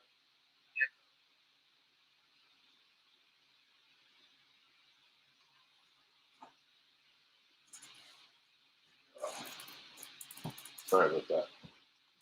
It's thirsty. Yeah, man, talking. Gonna get wet. Okay. So, were you talking? I told you, I was like, hold on, I'm getting a glass of water. No. I was saying you're talking. You have to, replenish. Oh. No, you're right. And plus, it helps keep me, like, alert. Water is always good to have. I'm gonna get the God dang it, man. The friggin' if he says it, but Yusuf he was the one who said it too. But the machine, the water purification machine. Mm-hmm. If you say the name, I don't know. But the only reason why I'm going to do it too is two reasons, because I don't fully trust the water source, but it's not really just that. If you have a good, you can market it way better, especially when you're making the gels. When you show them like you have the filtered water that you're using, and if you could show them that at least step by step, because some people are very particular about it. Mm-hmm. So and like I always justify a nice price, because those filters they're not cheap. So I'm gonna get one of those for sure to add to the arsenal. Yeah, I think it's a cool idea. I think it's a good marketing point to say that you use that kind of water in your gels, and why. And then 2, because it's like an on-demand machine, you can get this water almost at like an unlimited supply. Yeah. Save money on it back into Mm-hmm. So, yeah, I'd say go for it. Let me know how it goes. Oh yeah. So you don't dabble in selling gels at all, right? No. not at all. But I have been thinking about it. I've been thinking about like, can I make one that was more shelf-stable, and is there a market of people that want to sell the gel but don't want to make the gel?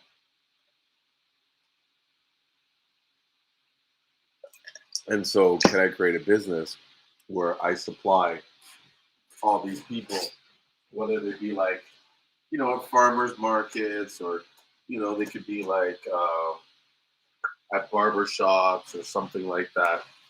And, you know what I mean? They're selling stuff, but, they don't want to, it's time consuming to make the gel, right? Oh, yeah. So, having I think at a good price is, one way of getting out there. I think when you do your powders, when you start selling your powders, they're gonna fly. It's gonna fly for sure.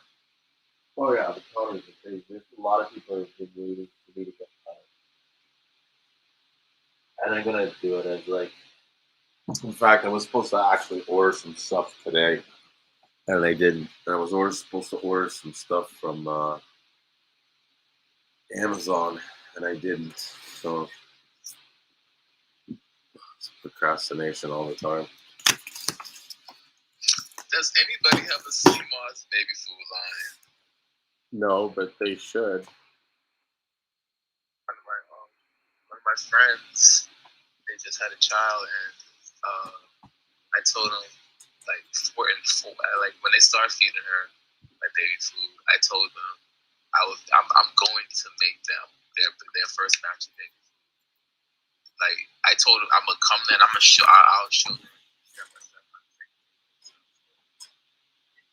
take it. Mm-hmm.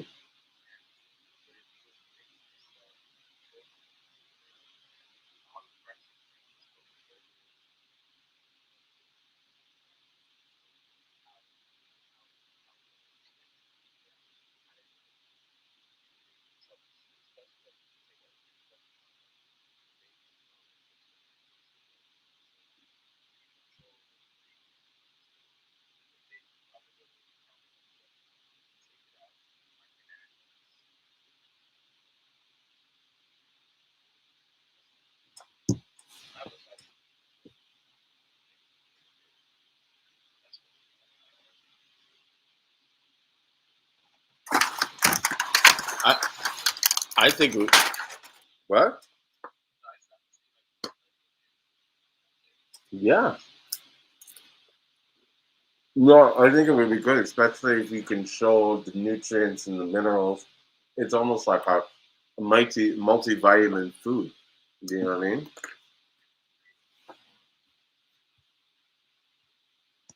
Yeah, it would be really cool. I think there's a market too for like dog food. You know,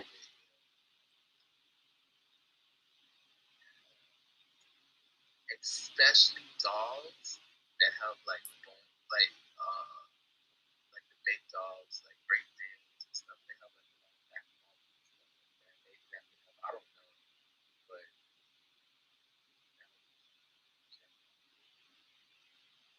hmm right. So that'd be like I have like I have cinnamon and like me just talking, they'll come out.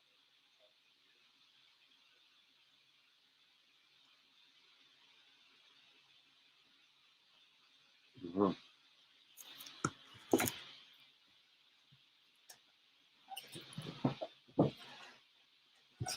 I'm just thinking what other products. What would be good for kids is to make up like a fruit roll up Yeah, out of that would syrup. be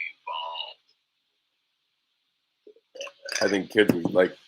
It'd be like a different version of the gummy, because a lot of times people can't seem to get the gummies right. But if you made something like a fruit roll up where it's like dehydrated and stuff, I don't know. I think that'd be a good product. There's so many like I guess opportunities to make good product. Not even just like there's so many in the food space, but even just like forget the food space, like hair creams, face creams, scrubs, masks, um, everything. Okay, you know how what kind of like Who? like Oh yeah, they're like lotus roots. That's what they remind me of. Yeah.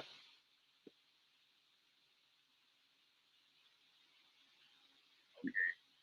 So all right. So that they usually use and what do they use? Those so they use the same thing like they dry it out and um like soak it or No, they use them in like cooking and stuff. It's like food. really Yeah, like Chinese cooking.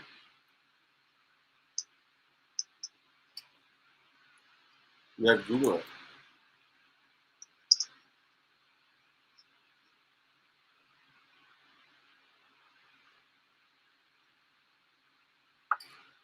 oh yeah.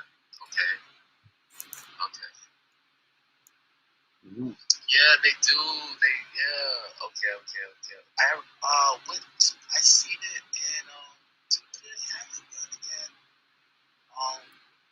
I seen the different colors. Probably stir fries or something. Candy, maybe. Yeah, it's almost maybe I don't remember. I don't. But yeah, I've seen. I don't know if I had it, but I remember seeing this. Seeing it. Have you Yeah. ever had it? What? Lotus root? Yeah. No. It's you get it at the Chinese markets though, or any ethnic market. So the since okay, so with the loofahs, and yeah, you can eat loofah too, but Oh, you can't eat it when they're dry. When they're young, it's almost like you treat it like zucchini. oh no way. Yeah, so but they have to be young. When they dry out, you can use it. They use it for like it's mostly it's foliage. They'll add it inside soaps, so when the soap gets like down, you have a little scrape to it, a little scrub to it. But um, the it reminds me of Seamoss when it's dried up, but I I was like, I don't know, it sounded gross, but I was like, all right, if you get Seamoss, scrub your body with it. It's just hang it up and let it dry again, but it's probably gross as hell. So, Yeah, I think they're a little different because the loofah, that's like it's like a sea organism, kind of like a sea urchin.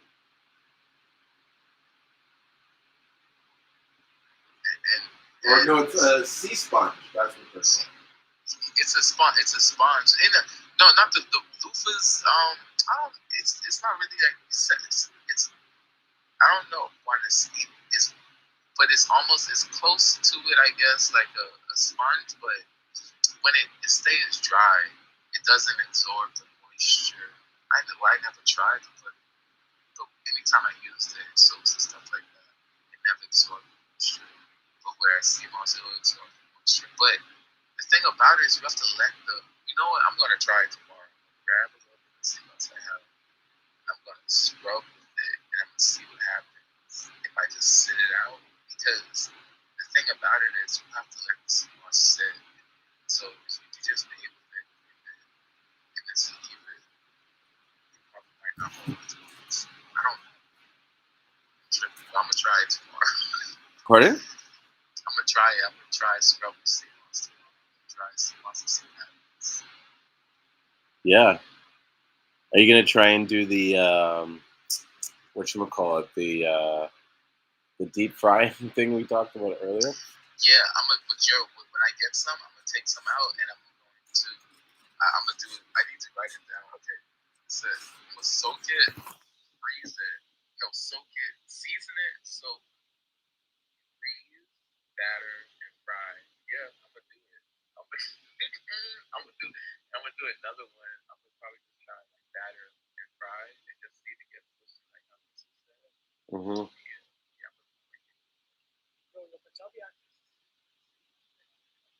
man, if it comes out good, I'm gonna let y'all know. If I fail, I'm gonna let y'all know. Yeah, it sounds All right, yeah, I'm curious to see your feedback for sure. I want to know what you did, or like how it works. I might start adding it to my diet. Deep fried Seamoss. it sounds kind of good too. Yeah, anything tastes good deep fried. Yeah, I'm listen. I did not know this heavy level. I just like a few years ago just started like seeing. I didn't know this, but I never had deep fried ice cream, and I had it like some years back, and I promise. Oh my freaking gosh, man! Deep fried cheesecake. I've never had deep fried cheesecake. That sounds crazy. Yeah, it's probably horrible for you, but it was so good. But Duffy's, they used to sell like this deep fried ice cream. That's why I had it, and I promise, I did. I thought it was gonna be disgusting, and it was the best thing I ever had. They did it so good, and I had it. I tried to have it again, but nobody nailed it like how they did it. I don't know what they did, Mm-hmm. but it was. Yeah. They probably put some MSG on it. You think they just dust throw a little some dust, man? Put some dust, some kind of addiction on it. Yo. You're like, oh, that just tastes amazing. What they put it? Anytime you don't know what they put in it, it's usually something fucking diabolical. Did you know, like, freaking mushrooms, like, they have a mushroom season, like the umami season, but it's basically like mushrooms? Did you know, like, mushrooms is almost, they have, like, a natural MSG in it? No, I didn't know about that, but I knew about the mushroom season because in my B group, there's this lady that is like a renowned mushroom forager. Like she's some expert at it, and she gives tours. And she was telling me about how she is always trekking in northern Ontario looking for different species of fungus. But she didn't even really call them mushrooms; she calls them funguses. The mycelium. Yes, the mycelium. Freaking A, man. But, I mean, do you like mushrooms? I love Yeah, mushrooms. fuck yeah. I microdose them all the time because I feel that it helps with my anxiety and any sort of depression. I like my family is very susceptible to depression. We get really um, like I used to get really kind of like those people they have like they can't get out of bed and they hate life, and I was never suicidal because I love myself too much, but yeah, it's okay. But I was definitely like kind of like fuck the world, and I just want to hide and not deal with stuff, and I got you. yeah, So, like, microdosing helps with that? yeah, for sure. Helps open my mind, clear my thoughts, eliminate mental roadblocks and stuff. You know, yeah. So, but I haven't done it in a while. I've been too busy with work to do it. I think the last time I took it was probably this summer. Do you Up do north. you forage your own mushrooms, or do you? No. No, I'm still learning on that health stuff and kind of on that journey. I've been really thinking about getting more serious in it, more just so that I don't know, being in the position I am, trying to educate people with what I know. I run into a lot of roadblocks where people refuse to listen to me, and it's not because of the science I know. It's all about my appearance and my lack of looking like healthiness. And so to them it's like how does this guy have the audacity to say what he has when he drinks beer and he eats meat and he looks unhealthy and unhappy, right? But at the same time, I don't think people realize that I'm like I don't know. I think I look great for 40. Like I don't look like I'm 46 years old, like my actual age. You know. But to on I like all right. I mean, I get it. I get it. But when you have the people who just look at you for the physical, and then even though I get it, you have to prove yourself. Like that sucks.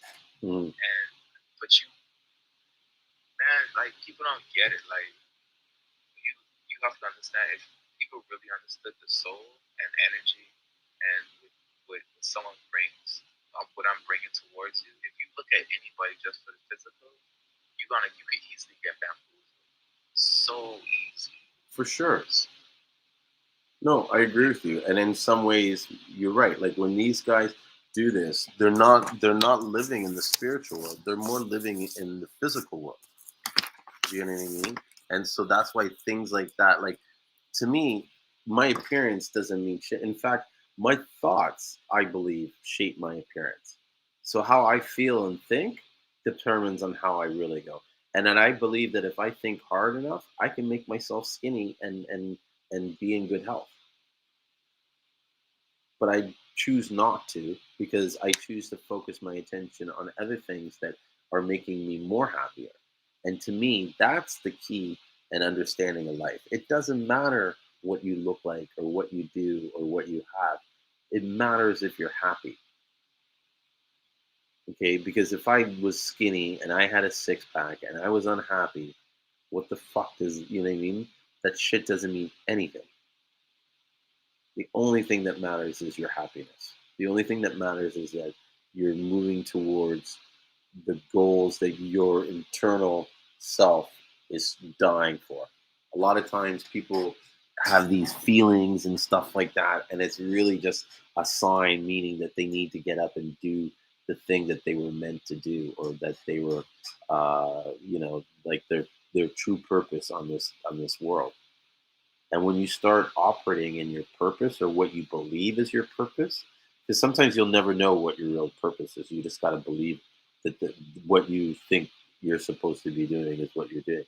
But when you get into that sort of zone and you're in that sort of like, space, you're so happy and it's like it frees yourself and you get to operate at a level where you can almost make the world bend at your will. Your dominant thoughts will control what becomes your reality. Do you use happiness like as your compass? As your compass? Yes. For the most part, yes. My happiness is my compass. But at the same time, I know that there's times where I have to go through a period of unhappiness to get to my happiness. I believe that in anything that you do, it requires some sort of sacrifice. You know what I mean? Whether it's you sacrificing your time or you're sacrificing your energy or whatever. Part of the reason why I do these live streams 2 days a week and 3 hours is the sacrifice, right? I need to sacrifice something to the community in order to get something back from the community. You know what I mean? And a lot of times, the community that I'm serving here is not the community that is going to get me. Like, it's not going to come from anybody that's watching this show. You know what I'm saying? But it's the work that I put in here that is going to open the doors for something bigger to happen for me.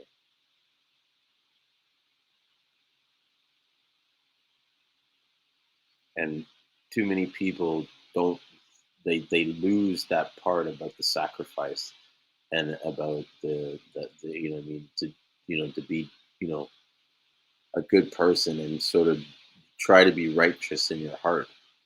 you know they miss that stuff and they get caught up in the world and what the world thinks, says, and what you do. you know.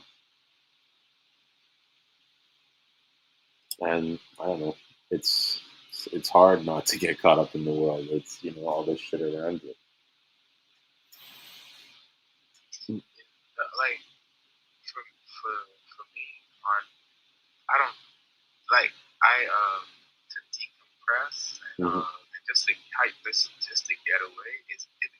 Just how you said, it's very hard, but for me, it's harder just because everybody else is so much more into it, like into diving into they eat what they like with media feeds and stuff, which I'm not totally against media whatever, right? But when like you said something like back before, you was like, since I know, like I just because I know, I just don't subscribe to it, and I get that fully. But like when you care about somebody and then you see they falling for like they fall for like the simple stuff, and you try to warn them, but you see it's almost like they're so happy and you don't want to disturb their happiness Hmm. and stuff. So it's almost like sometimes I dumb myself down so I can, Yeah, and sometimes you have to do that to be around. See, at the end of the day, you have two choices. You either accept that person for who they are, or you don't. Too many people want to accept the person but still change them, and you can't. That's where they fail and stuff. So it's kind of like, let them be happy, let them be whatever. You can't change them. Like, you don't have that power. You know what I mean? At the end of the day, it's their choice. If they don't want to change, they want to change, and it's not worth your energy to control someone else, because that's kind of like what you're doing. You're controlling them. Because whether they agree with you or not doesn't really affect your life. You know what I'm saying?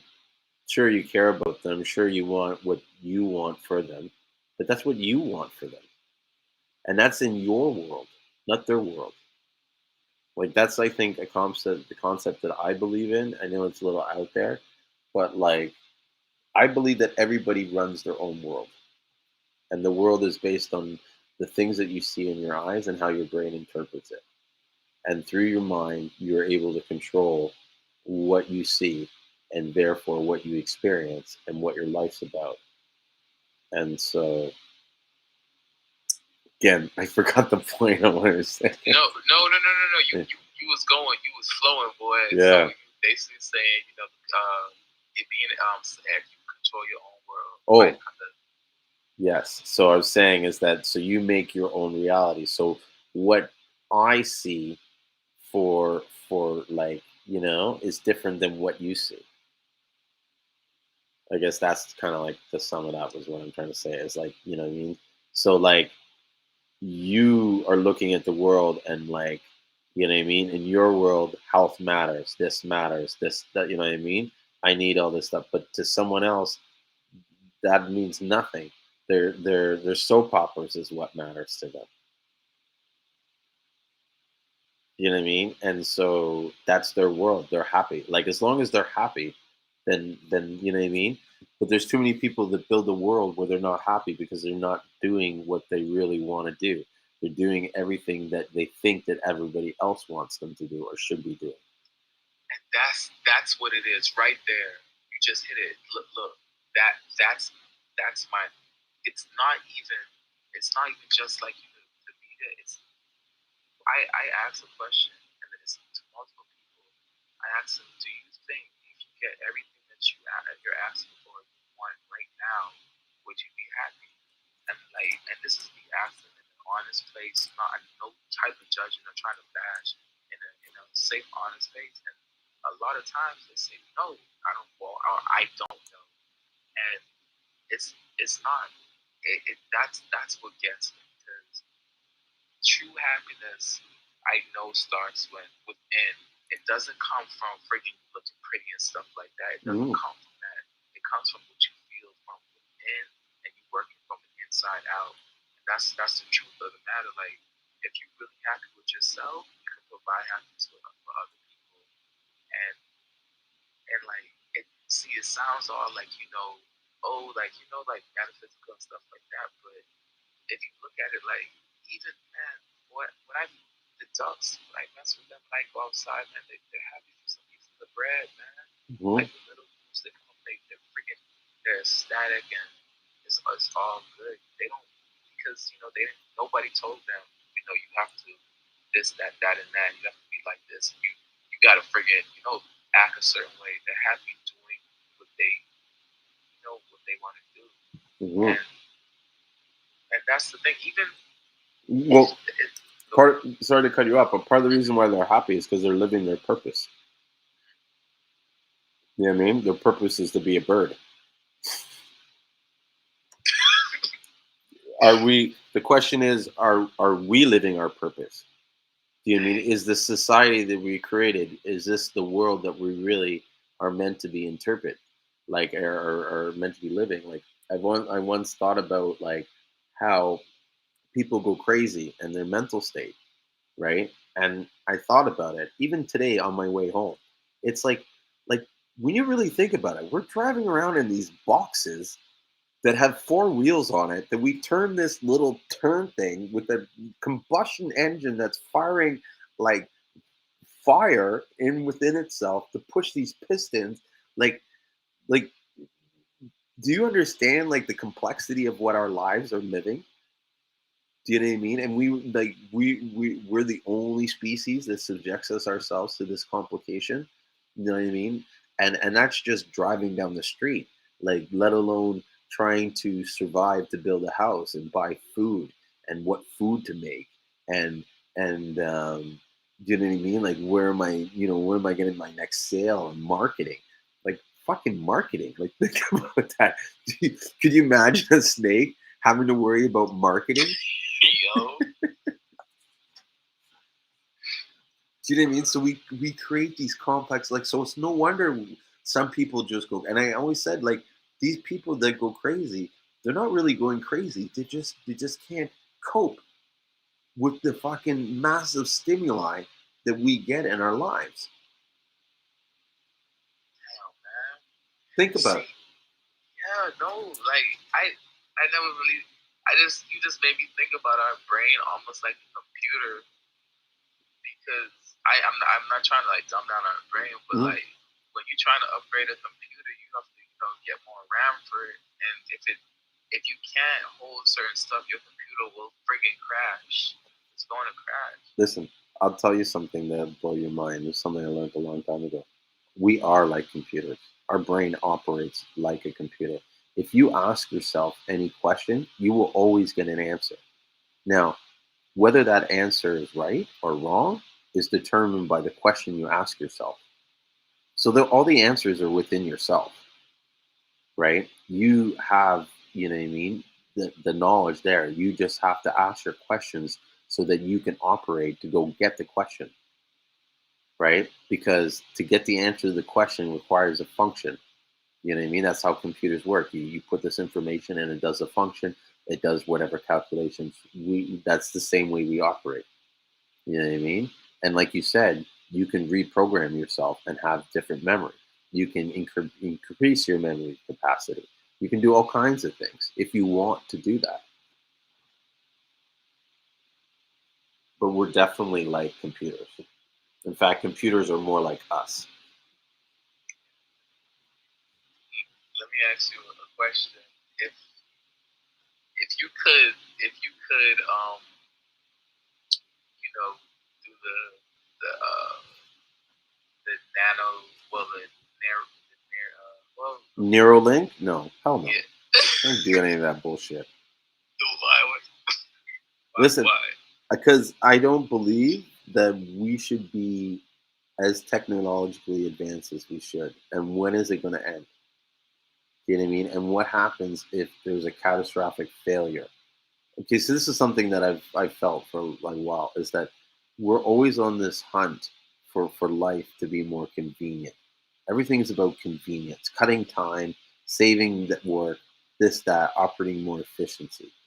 At what point is enough enough? And then, and then what point do we get to which, if this was to fail, like, can you imagine if tomorrow calculators were gone? The amount of fucked students that would be fucked right now because they can't do multiplication in their head because they never learned it. Yeah, I think about all that. I think about if you get hit by an EMP, and a whole bunch of people gonna be screwed. Yeah. That's it. And then we get thrown back to the dark ages. And so there's no phone, there's no internet. Like, look what happens when Facebook goes down for fucking half a day. Whole world crumbles to a fucking grinds to a halt. There's some people that are living their whole lively, like making their whole livelihoods on Instagram. You know what happens? Mm.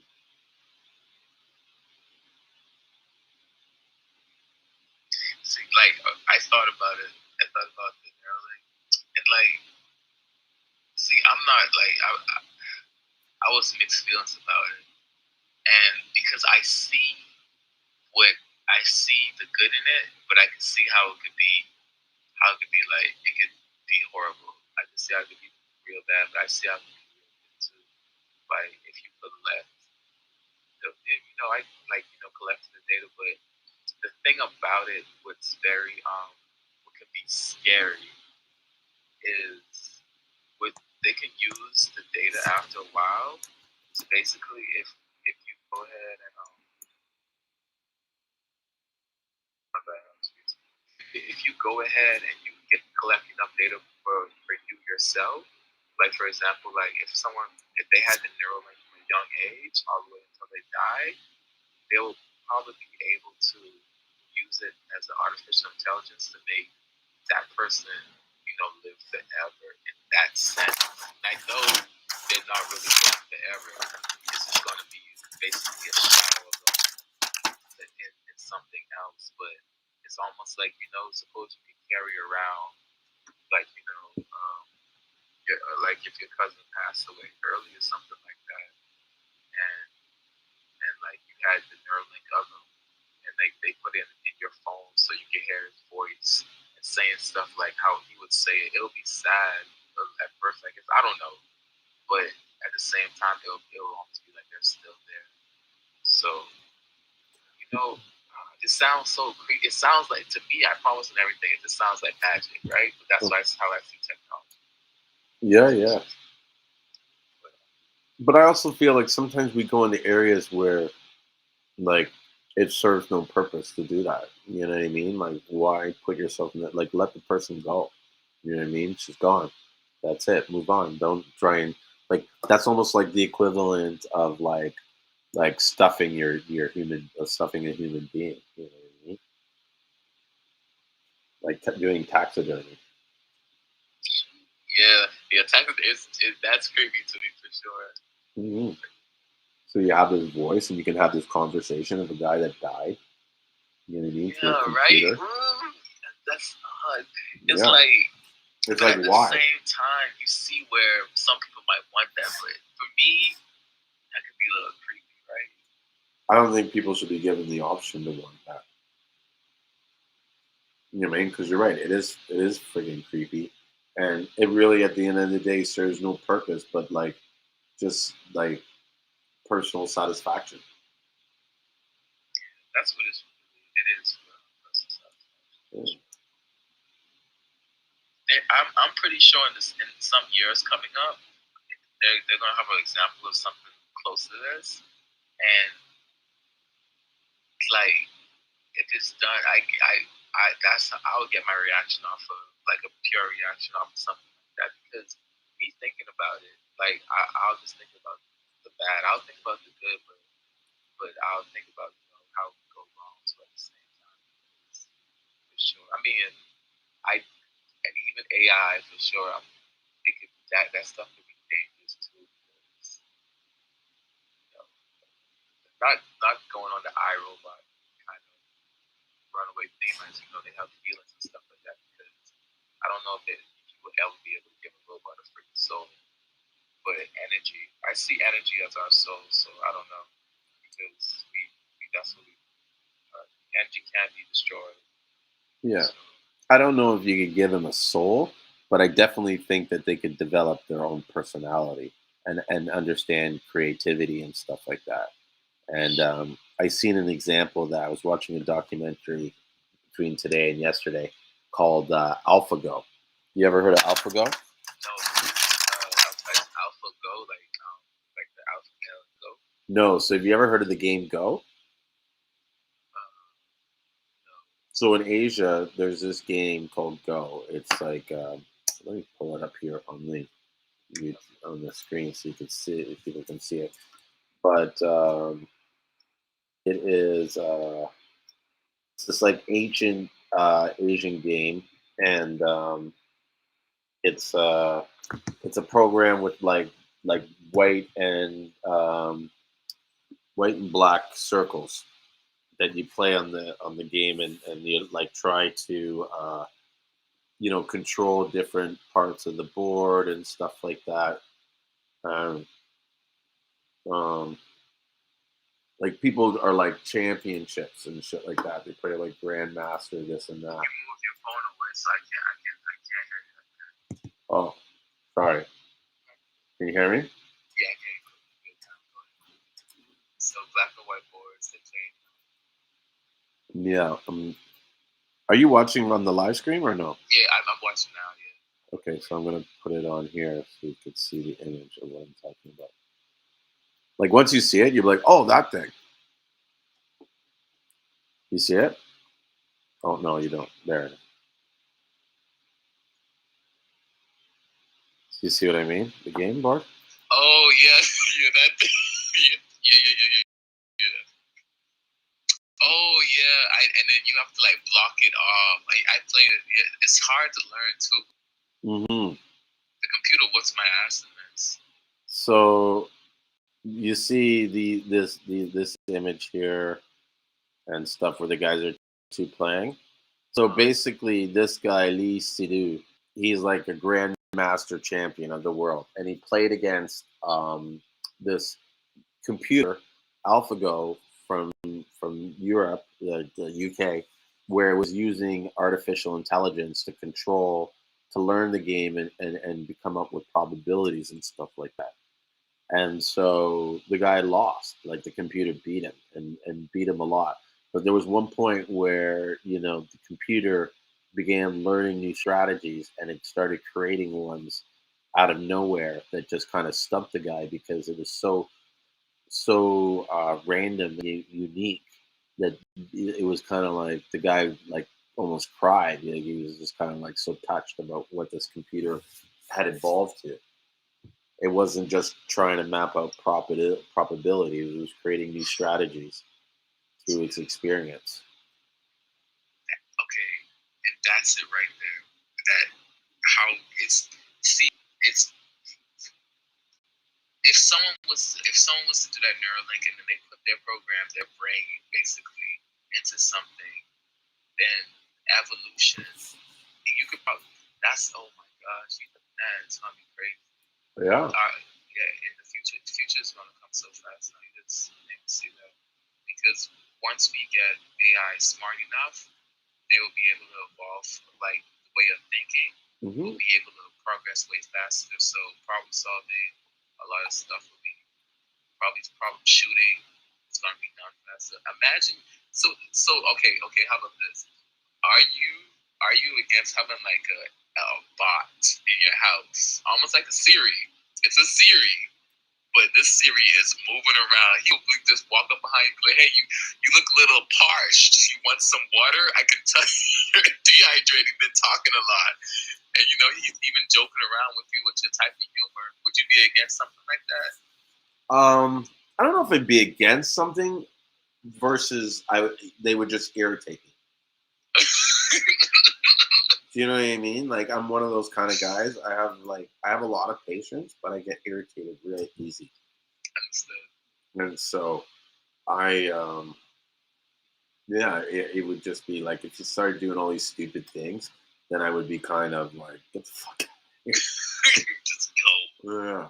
I'm one of those guys, like I get really uncomfortable when someone's being too nice to me, especially when I first meet them. Yeah, I know that. But Yeah, it'd be cool to have a bot. I know I've been using a crypto bot to trade currencies and stuff. I I thought about getting one of those. I didn't know if the payout would be worth it. Is it worth it for you, the payout for using the bot?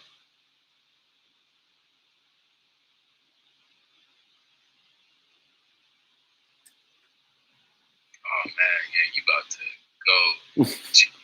No, what did you just say? The last bit, I kind of like I did drift off a bit, and I didn't hear it. Dozed off. It's okay. I did. You were saying something in that last bit. I was like struggling to listen to it. I couldn't hear you, and I was like, "Oh, no!" Repeat what you said. I want to hear what you said. The bot, does it pay off? Does the crypto bot Yes. pay off? Yes. Do you want to see the crypto bot? I actually haven't logged into it in a while, but I'll show you what I have on my. I'll share the screen and show you because I think that people need to learn this stuff. I haven't put enough time into this strategy, but this is sort of my. You ever watch Trailer Park Boys? Yeah, I know Trailer Park Boys is. Yeah. So you know they have their Freedom 35. Freedom 35. Yeah, you never. That's the whole story of Trailer Park Boys, right? Is that they're all doing crimes because they're trying to retire so that they don't have to do crimes anymore.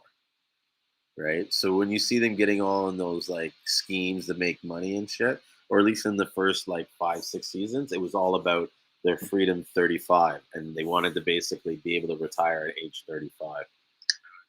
So this is sort of what I would call my, and the reason why they called it Freedom 35, right? You have to be Canadian to know this, is that back in the days they had this insurance program which was called Freedom 55, and it was. Okay.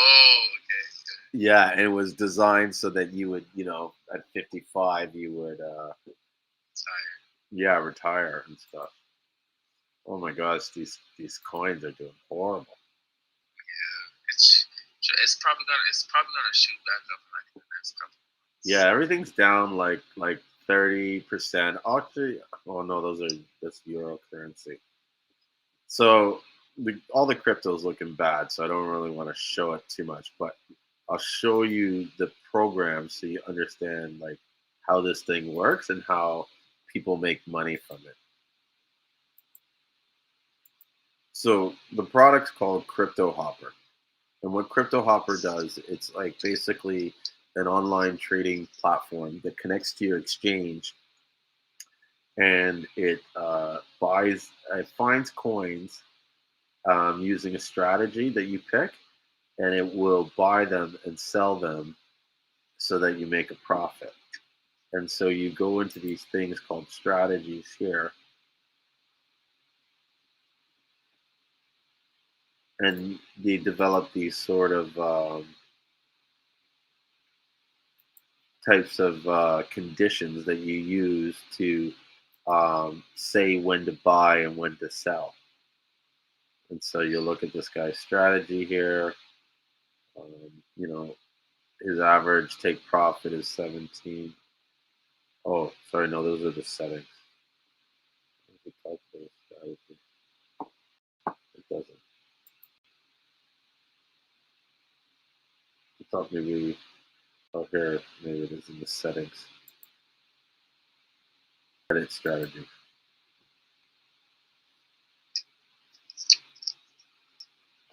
So when you add these strategies, you have these like indicators, like Bollinger Bands and Scholastic with like talk over. You can add all these different indicators to help set the indication on when you want it. So, for instance, with the Bollinger Bands, they have a buy signal.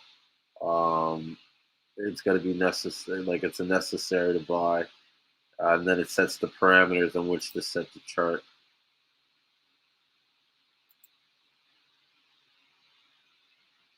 I guess you can also buy on candlestick patterns too.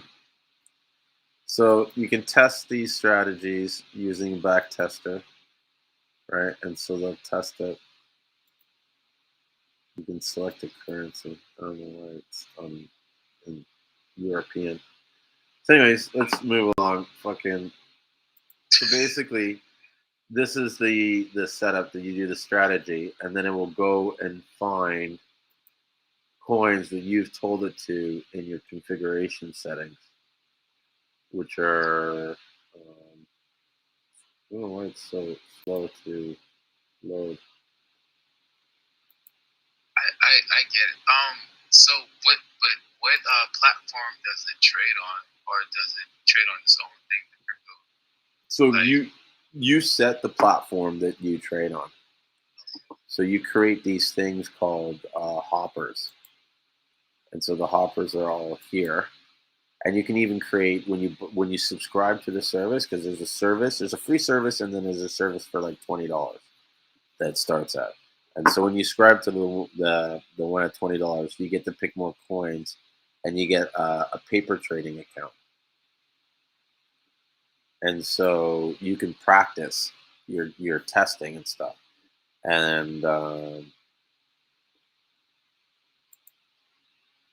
yeah, and then there's different levels that you can do. That's not what I want to do. I want to make templates. Oh, here.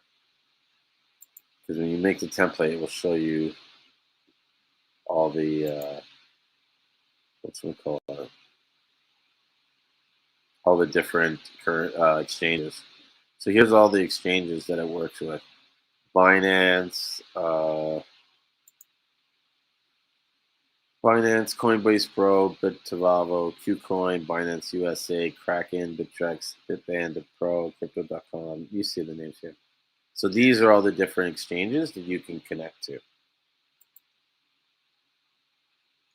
And then you create your little hopper out of the template, and then you set the parameters that you want on it, and then you just tell it to go, and it goes and it starts buying when it identifies the coin and stuff. So can you even train it to find like altcoins? Oh, that's what it does, right? Oh. Its whole job is to go on the exchange and find different coins, and based on the parameters that you've set, it will decide if it's ideal to buy, and then it will hold on to it for a specific amount of time, or how much profit it takes before selling it, or if there's another indication that says this is a sell indication, it will sell. And so this all happens in the settings here. You get to pick the exchange on the settings. You get to pick, here's where the coins and the amounts. So these are all the coins that are available on Kraken. I don't know why it's all grayed out, but it is. Yeah, no, I was about to say, like, watch out what you're doing, because you're a little sleepy, and you don't need to be doing nothing crazy right now. You're sloshing. No. This is on one of those simulations accounts. I actually haven't been running this for like a month or two. Ever since the recent crash where Bitcoin dropped from 65, I just kind of like let it sit out and wait, because it's just too much volatility going on. I'm in the same boat. I'm sitting right next to that same boat, boy, because I just I don't have like crazy much money in it, but I have enough, and I'm just not looking at it until it jumps back, which I know it will. Well, one good buy you might have missed out on recently was XRP. It was trading at like 60 cents. And I think now it's at like 85 cents. And I was kind of bummed because I knew it was going up. And I just wasn't, oh, fuck, it's at 91 cents. Or, sorry, 89 cents. Or, sorry, I lied. It went back down to 86. So the 1 week low was 58 cents, 58.9 cents. And this week high was 91 cents. Yeah. So if you put like say like $600, it would have turned into over $900 in a week. A third. So If you put $1,000 in, I think it would have been. I don't know. I have to be exact. But that's nice. It's a great flip. That's a great flip. It's like what, 60 cents. 31. It's like 31 cents. 31 cents. It's like a third profit. That's crazy. Or not even. It went half. Half of its value. 60 to 90 cents is half of its value. So yeah, so this is an app that I recommend you try out and check for things. And so I'll show you this really quick while I'm doing this to explain what my retirement plan is. Yeah, my freedom thing. So, and this is something people don't understand when it comes to saving money and having good credit and all this kind of stuff and making sure they don't waste their money on stupid stuff, right? This is something that really blew my mind when it came to calculator. So one of the goals for that crypto hopper is to basically convert it and train it so that it's making a certain percentage per day. Oh, that was one thing I forgot to show you in the stats. So there's a stats page here.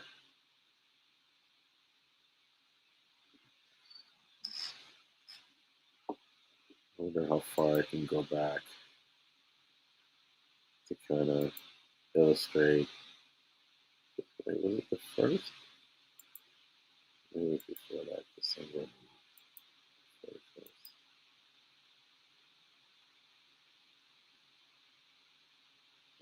Guys, it says. Okay, anyways, you see the chart here? Do you see it on the chart on the screen? Yeah, I see the chart. Okay, so that was when I was first trading. I lost a little bit. This is in December. It went up, right? I was at like just under 3,000, and then it dived and went down to 24, and then it came back up and came down. Now, mind you, once it dived, see that when it got that big dive, I pretty much stopped trading.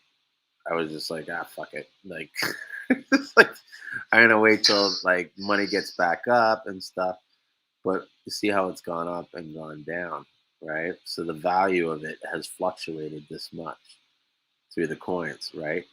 But the idea is to, when you're trading, there'll be an average daily profit, right? I want to get it so this system is making me an average daily profit of 1%, right? And so when you go into the compound calculator, you can see how that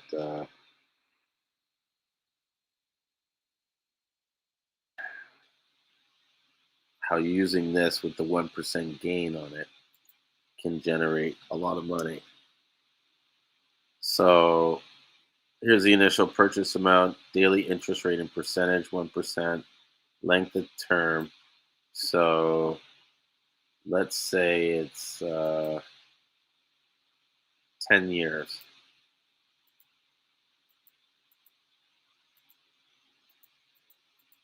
So it's like 3,065, yeah, just like 3,650 days. Now I'm going to take it and reinvest 90%. So that what that means is like when I make my profit, 90% of it I'll reinvest it, and 10% I'll kind of keep it. Right? It's calculating now. Including weekends, Yeah, all daily.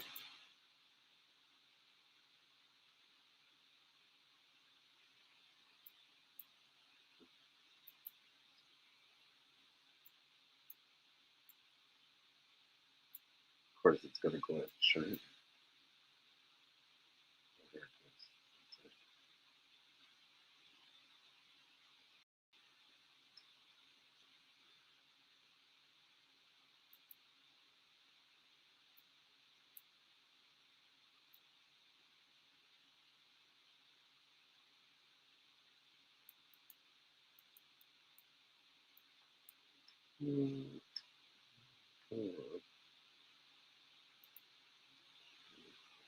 Try and reload it again.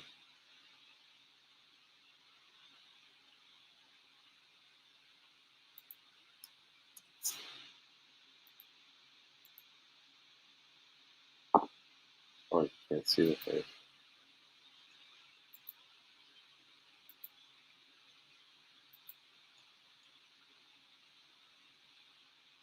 Thousand.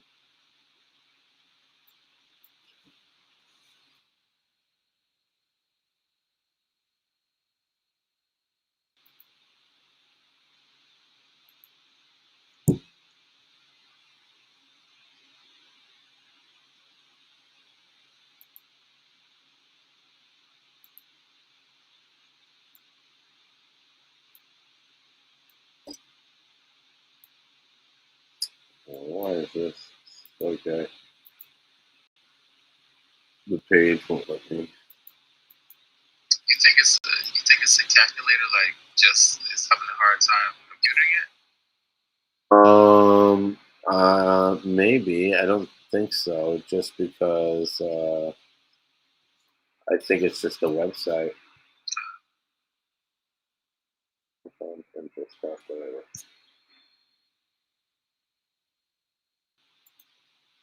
Let's see if this works. Sometimes these sites are like so old, and there's a lot of people on it and stuff like that. So initial investment, 1,000.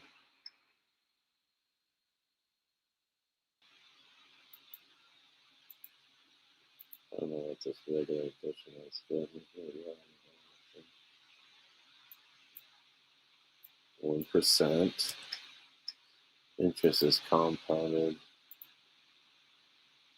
Oh, this is not right. It's not what I wanted.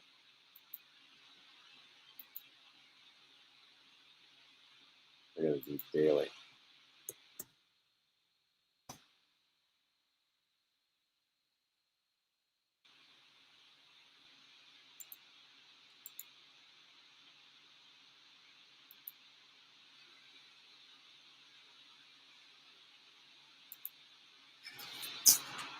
$1,000.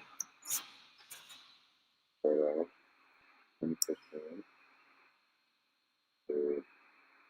To 10 years.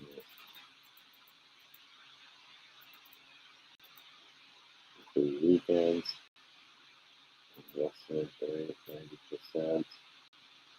Earned capital.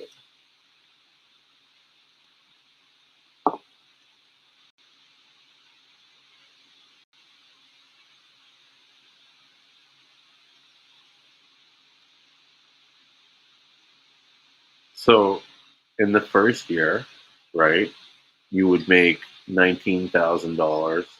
You would take out $1,900, right? You said 19,000. Yeah.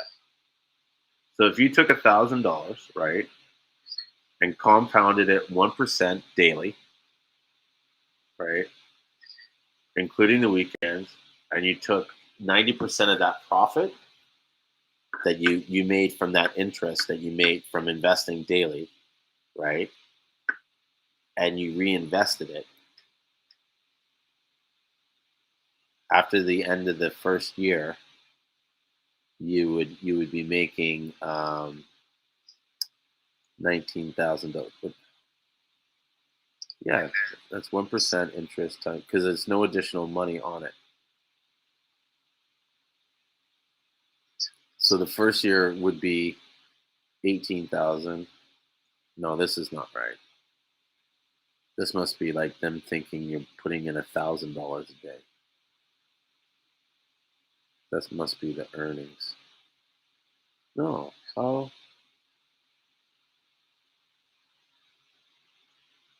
No, No, if you have it at 1%, that you're getting 1% after if you keep on reinvesting Mm-hmm. that thousand, because you 10%, so it'll be nine. I mean that.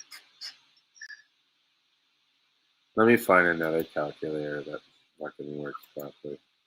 Is that because usually what they'll do is they'll put like a spreadsheet. Like this one did it by the year. Like it should be by the day, so you can see exactly how much money you're making. You know what I'm gonna do? I know what. Plus 19,000 too, and you would be keeping 2,000 in your pocket. If that's what it was, like that's actually what you was making. You have like no. Yeah, I'm gonna find it properly. Because there was this calculator. How I knew it, because I invested in this thing years ago called BitConnect, and BitConnect was going to be like my retirement fund, but it was like a Ponzi scheme, and it looks like the spreadsheet's not there anymore.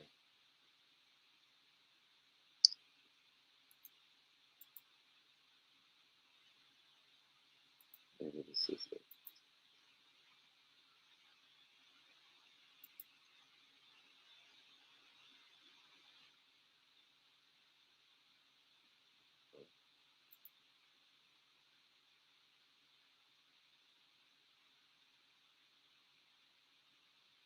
Did you get some Doge long?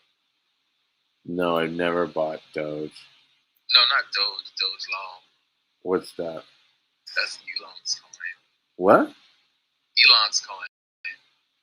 No, Doge line. Doge long. Yeah, he has a coin. It's very weird. Like he never pushes that. He never pushes his coin, but like a lot of people even who have Doge don't have his coin. And I find it to be very weird because he can say one thing about Doge and make it go up and down. But yeah, he has his own coin. I got some of it. That's crazy. Yeah, you can buy a little right now. Stuff that you can get with this, like he has a whole bunch of little avatars, and I think he has some NFTs too. Probably everybody's getting the NFTs nowadays. Okay, as a realtor, let me ask you, as a realtor, how do you feel about like NFTing a property? What do you feel? How do you feel about that? I need to learn more about it. Oh, okay, just this is me explaining it, not from because I didn't. It's me what I know what NFTs can do. I didn't go. I never watched like videos on like people NFTing properties and land and stuff like that. Uh-huh. But this is me like seeing like maybe what you can do with it. So I know like what you can do is like when you NFT a property, it's like you can sell them the digital version of your house. So suppose I was to like this whole metaverse and stuff like that. If they was to make it a game or just of some type of virtual or even art, whatever. Like okay, Google Maps. If you was to go on Google Maps right now, but you were able to walk around like an avatar or whatever, and I went and I said, hey, yo, Julian, let me buy your house real quick, man. Like, cause I want to hold a party at your house. Let me rent it. And you be like, okay, you can use it, etc. and all that, and maybe I don't know. I'm just making up stuff now, but like you could set it up and all that stuff, and then I can hold a party in it, kind of deal, a virtual party at your house, or if you just want to buy the land, if someone like, just for example, like Grand Theft Auto, they decided to do a metaverse, and you can actually go to your house, but you can own it, and you are the only person, just because you have the NFT to the property, they connect it to the blockchain, So you actually own this house in this virtual world just Mhm. because you hold this, this license or whatever. No, So I totally get NFTs. I think that's not the area where I need to get more sort of education. It's just understanding the market oh, and the demand and the people's interest for NFTs. Do you know what I mean? Especially in the case of real estate space. You know, how many people are really going to care about owning a piece of blockchain? All right. Like at the end of the day, it really comes to market adoption stuff. For years, they were talking about how much money could be potentially made off the cannabis industry, and all these cannabis companies were making, doing huge evaluations based on the potential market and possibility of what could happen. But when it actually did happen, these numbers never materialized because the market still decided to stay where it's at. The majority of the people that I know that buy weed, they still buy weed from their dealer. They don't go to a dispensary to purchase weed. Do you know what I mean? But the idea when they were doing these numbers or these predictions was like, oh, everybody's going to do this. Well, the question is, how many people are really going to buy into this metaverse? How many people are really going to live in it?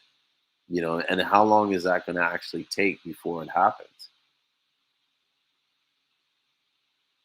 you know understood. Yeah, and everything you're saying is on point But- because. Go ahead. well, I was going to say, but if I was to go and get into any industry on it, and this is where I'm sort of like putting my education or like trying to get my knowledge, is on how to develop or build NFTs. So if I develop a service that builds NFTs for the average person, and I can make some money off it, that's a good business. I mean, that's a good market in my mind because everybody wants to do this and no one really knows how to make NFTs. That's what I want to. You know what? And I can't lie to you. Like that's probably the way to go. Just to actually learn how to make them. And to actually, if I was to do it instead of buying property, to actually make it so someone wanted to make an NFT for a property. Yeah. Well, And well, my advice is that if you're curious about this, then you should be going in a deep dive and learning all that you can and getting involved. Because if I looked at the crypto space and had to think about the one area where I failed at or I could have like really capitalized on this was that for a long time I was hearing about Bitcoin and stuff and people were talking about mining, but I never understood exactly what they meant by mining. Right? I thought they were going into some cave and fucking actually mining the shit. I did not understand the concept, right? But when I was learned more about the blockchain and understand proof of work, and that's what their mining is. It's just these computers doing calculations. Like, fuck, I would have had Ethereum rigs making Ethereum 5 years ago. You know what I mean? I could have got access to all the computer components and all that shit and stuff like that. And so, because I didn't take the time to uh, invest in learning how this stuff works and what it means, I missed that kind of opportunity that I could have probably been retired by now. Because back then, mining Bitcoin was easy, and so was mining all these other cryptocurrencies, and they all hit like super mega highs. You know what I mean? Before they crashed, I would have sold out for sure. I'm okay. I'm a, man, freaking hey. Yo, okay, you know what? As a gift, if I do get good at it, and I promise if I do get good at it, Cool. I'm gonna NFT you one year any property if I can do it for you, I'll NFT you. Mm-hmm. Maybe it'll be worth something. I do think like in the digital space, stuff like that might be worth something in the future because okay, like the Nike, they bought NFTs. They bought a license, a patent. Nike bought a patent. They didn't say what they were going to do with it.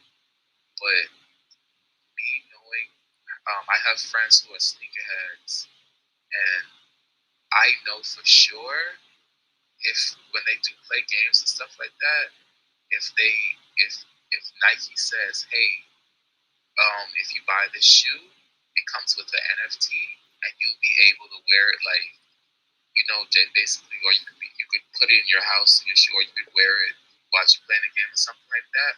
They will like that. Mhm. It's not even for the purpose of just the point that they bought it, but for them just to basically stunt and show it off, because that's the whole point. When they have sneakers and stuff like that, they don't, like, when they get it, they don't wear it. They hold it either to resell it, Mhm. or they just basically be like, yo, look what I got. And it's in that concept, if I could create it, yes, we got me. I am going to learn how to create it. Yeah. You should learn how to do it and do it. I don't know if you could see this chart. So it looked like the calculations were kind of right? And so if you started with $1,000 making 1%, that earnings would be $10 a day, right? And if you look at it, it's like $10. Then the next day is $10.09, then $10.18, 20 cents, 30 cents. And then it's slowly, within 2 weeks' time, it's gone up to $10.11. So 14 days you're making $1.14 off the thing, right? Plus you're pulling out some of this money here, where you're To 10%. yeah, adding, and it adds up. $2 here, $3 here, that you're adding up. But as you scroll down to you get down to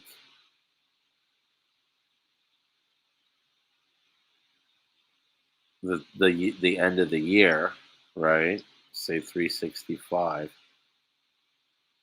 By then, you're making $260 a day. The next day, 263. You've saved $26,321, and you've pulled out 2,000, just under 3,000 for yourself. So that sounds good, because you could reinvest that you pulled out for yourself. Well, no, this is the thing with this compound interest. You're reinvesting 90% of the earnings that you make every day. Right, but you started out with 1,000. So Yeah. if you just saying, like, if I was like, I probably would have spent that 3,000 that time. I can't lie, like probably something. That's the whole point. The idea is you put this money in and you set the system so that it kind of like you set it and you forget it. Like you're not supposed to look at this money ever. You just make sure that you're still earning the 1%, because after 2 years, right? Because that's 365 and 365. That's like what, 720 or something. Let's say 720 is 2 years. At 2 years, you're now pulling in every day $6,227.73, putting 90% back. Your total collective is what? $633,382. Like at this point, if you were keeping if you could keep the 1% going, you could literally just like not reinvest any money and just keep the money where it's at and make $6,277 every day at 1%. That's the power of the compound interest. And so the idea is to take that 1,000 and after 5 years, get it to, and maybe I should do the calculation based on 5 years, because I think my plan was to do it for 5 years and then stop reinvesting and put that in. So The ultimate ASU. You know what ASU is? No, who is ASU? Like, I don't know. I guess different islands have different names for it, but when you get in a group and Oh yeah, I know what you're talking about. Yeah, this is like, but one bad man kind of deal. This is awesome right here. I can't lie to you, man. But the difference with that Jesus and stuff like that is that, like, I always say everybody getting scammed in that. But it really comes down to you got to make sure everybody's got to make sure that they share the money right. And the first is the last person to get their money it's always sketchy. Be the last person. It sucks. Mm-hmm. So let me change this and do 1850 or 1825. 1, 3, 2, 5.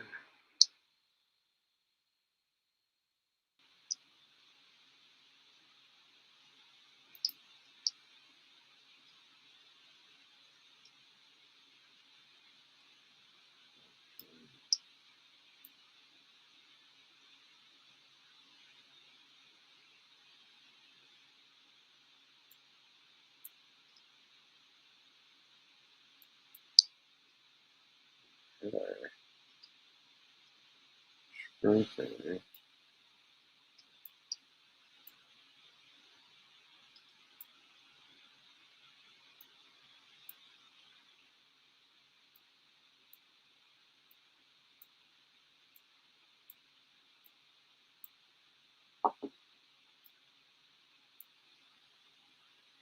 Let's go 0. Dang, this is 5 years?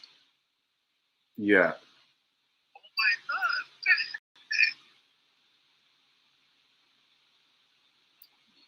This is the power of compounding interest. This is why a lot of these rich people get rich, because every year they take their money and they make the interest and they put it right back on. And then when they use their money, they don't actually spend their money. They borrow their money. Right? And so when they're borrowing from their money, they're not really taking away from their principal interest. And the principal interest is still returning interest. So after this certain amount of time, that money that they borrowed actually gets repaid through the interest.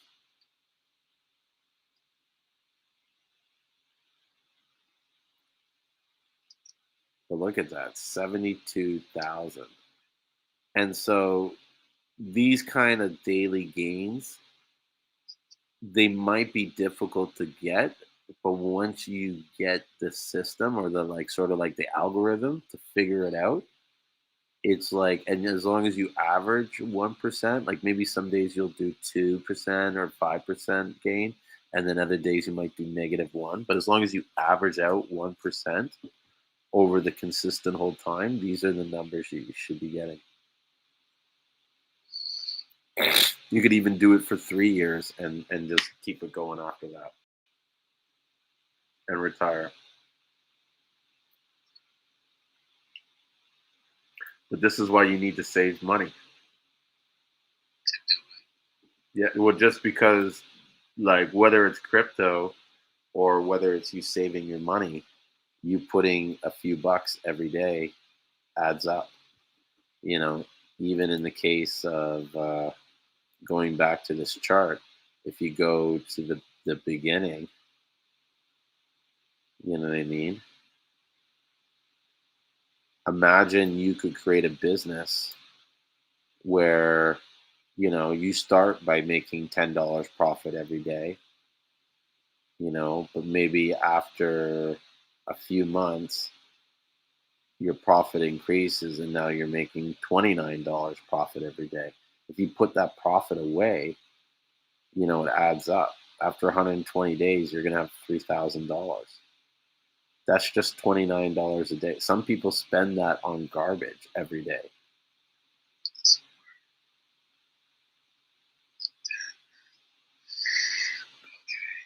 So if you were going to cut, say you spend 20 bucks every day, like I would look at your budget and see how much you're spending every day. But if you could cut something like that out of your every day at the end of the year, or at the end of the after 120 days, which is only what, 3 months or 4 months, right?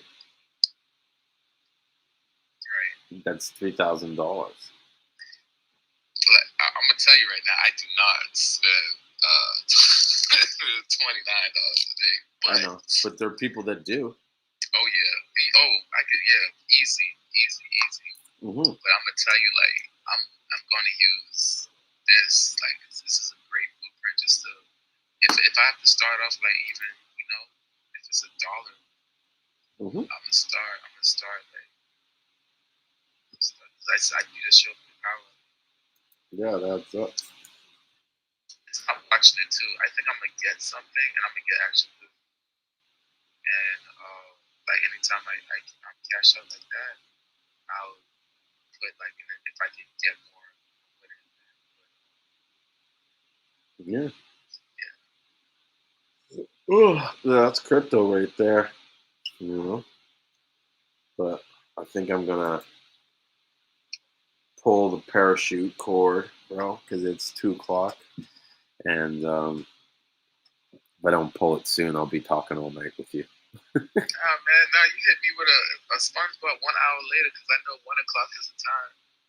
Yeah, that's true, eh? Because it is. I did go over, but I wanted to show you that cryptocurrency thing because I know, and I wanted to show other people because that is something that people fail to understand about the power of compounding your savings and how, like, putting money away, you know what I mean, and not looking at it can add up.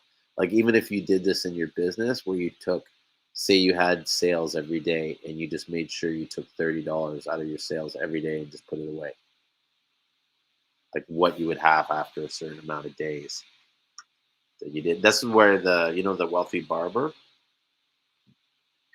the wealthy barber is, right?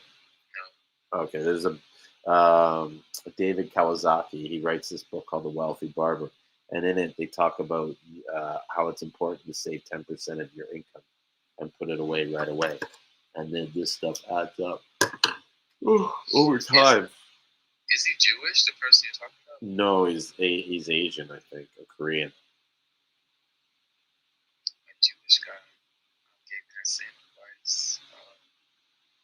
He used to own, well, his parents, he worked for his parents who owned the liquor store, and then he ended up, I guess, taking what he took. That he said that's the only way he was able to afford what he has now. Put 10% every day. Sorry, what was the only way he was able to afford what he has now? He said every check, it was like every check he put, like, he said every check he put, it was more than 50% of it, and I think he kept. Matter of fact, he actually kept like just what he needs for living, and he said it was like probably around. I'm not. Don't quote me on it. Mm-hmm. Probably around like 20 to 10%. He only kept for himself, and he said everything else he would save. He would put away just for savings, and Mm-hmm. yeah, and that's how he retired. And all that. But I mean, I don't know the age he retired at, but the community he stays in is a really nice community and all that. And he eats like basically say anytime he goes out to eat, he goes to McDonald's and gets like a coffee, and he goes like to the bare minimum. He doesn't spend more than a certain amount on food and stuff like that. Mm-hmm. He's mindful of his spending. That's good. Julian, for real, give thanks for real, man. Like I appreciate all the time. For real. My pleasure. I appreciate you too. Being here to hang out with me and talk. It would have been boring if I was by myself. It was actually pretty quiet tonight. You know what I mean? There wasn't that many people, but whatever. Yeah. But I did think that I got some really good feedback from this contest, and so I am going to do the raffle. I'm actually going to call my partner and tell him he's the genius, and that the next time I question an idea that he has, he's got to remind me about how I think he's, because a lot of the great ideas that we have for this business, he's come up with. You know what I mean? Like, I have good ideas and everything, and I think unique strategies, but there'll be times where, like, we'll be brainstorming and stuff, and he'll come up with a concept, and some of them I just think they're crazy, right? But when I really look at it, it's like, no, this is a better way to do it. You know what I mean? And so to me, having this raffle and getting people to sign up, and it's a better way to do it. Because the other way was coming from a selfish position. Do you know what I mean? Like, no one gained but us by giving away that Seamoss. Now we do it this way. Everybody benefits. We get the exposure we want, and people get helped. I fucking love it. Genius. Yeah. He was the one just before Christmas told me, like, let's drop the sale and sell the Seamoss. Let's help these farmers. And since then, that's kicked off, like, I guess, like a new energy in the business. It's like we've got a buzz now, and business is starting to come out of like all different areas. People that are calling me that I wouldn't expect to call me, you know what I mean, to make deals. It's, it's a blessing. God's good. But with that, let's get going, or it's going to be another 2 hours later. For real, I'm getting tired. So, all right, Rio. Until Sunday, I'm gonna be counting the days till I'm back, and we'll talk more then. Good night. All right, good night. Ooh. Yeah. Ooh. And that's it. We're out. So thank you so much for those who stayed to the end and listened to us ramble on. I hope you got value out of it tonight. I'm going to get some sleep. So you have a good night. Salute. And make sure you take your Seamoss. All right? Take care.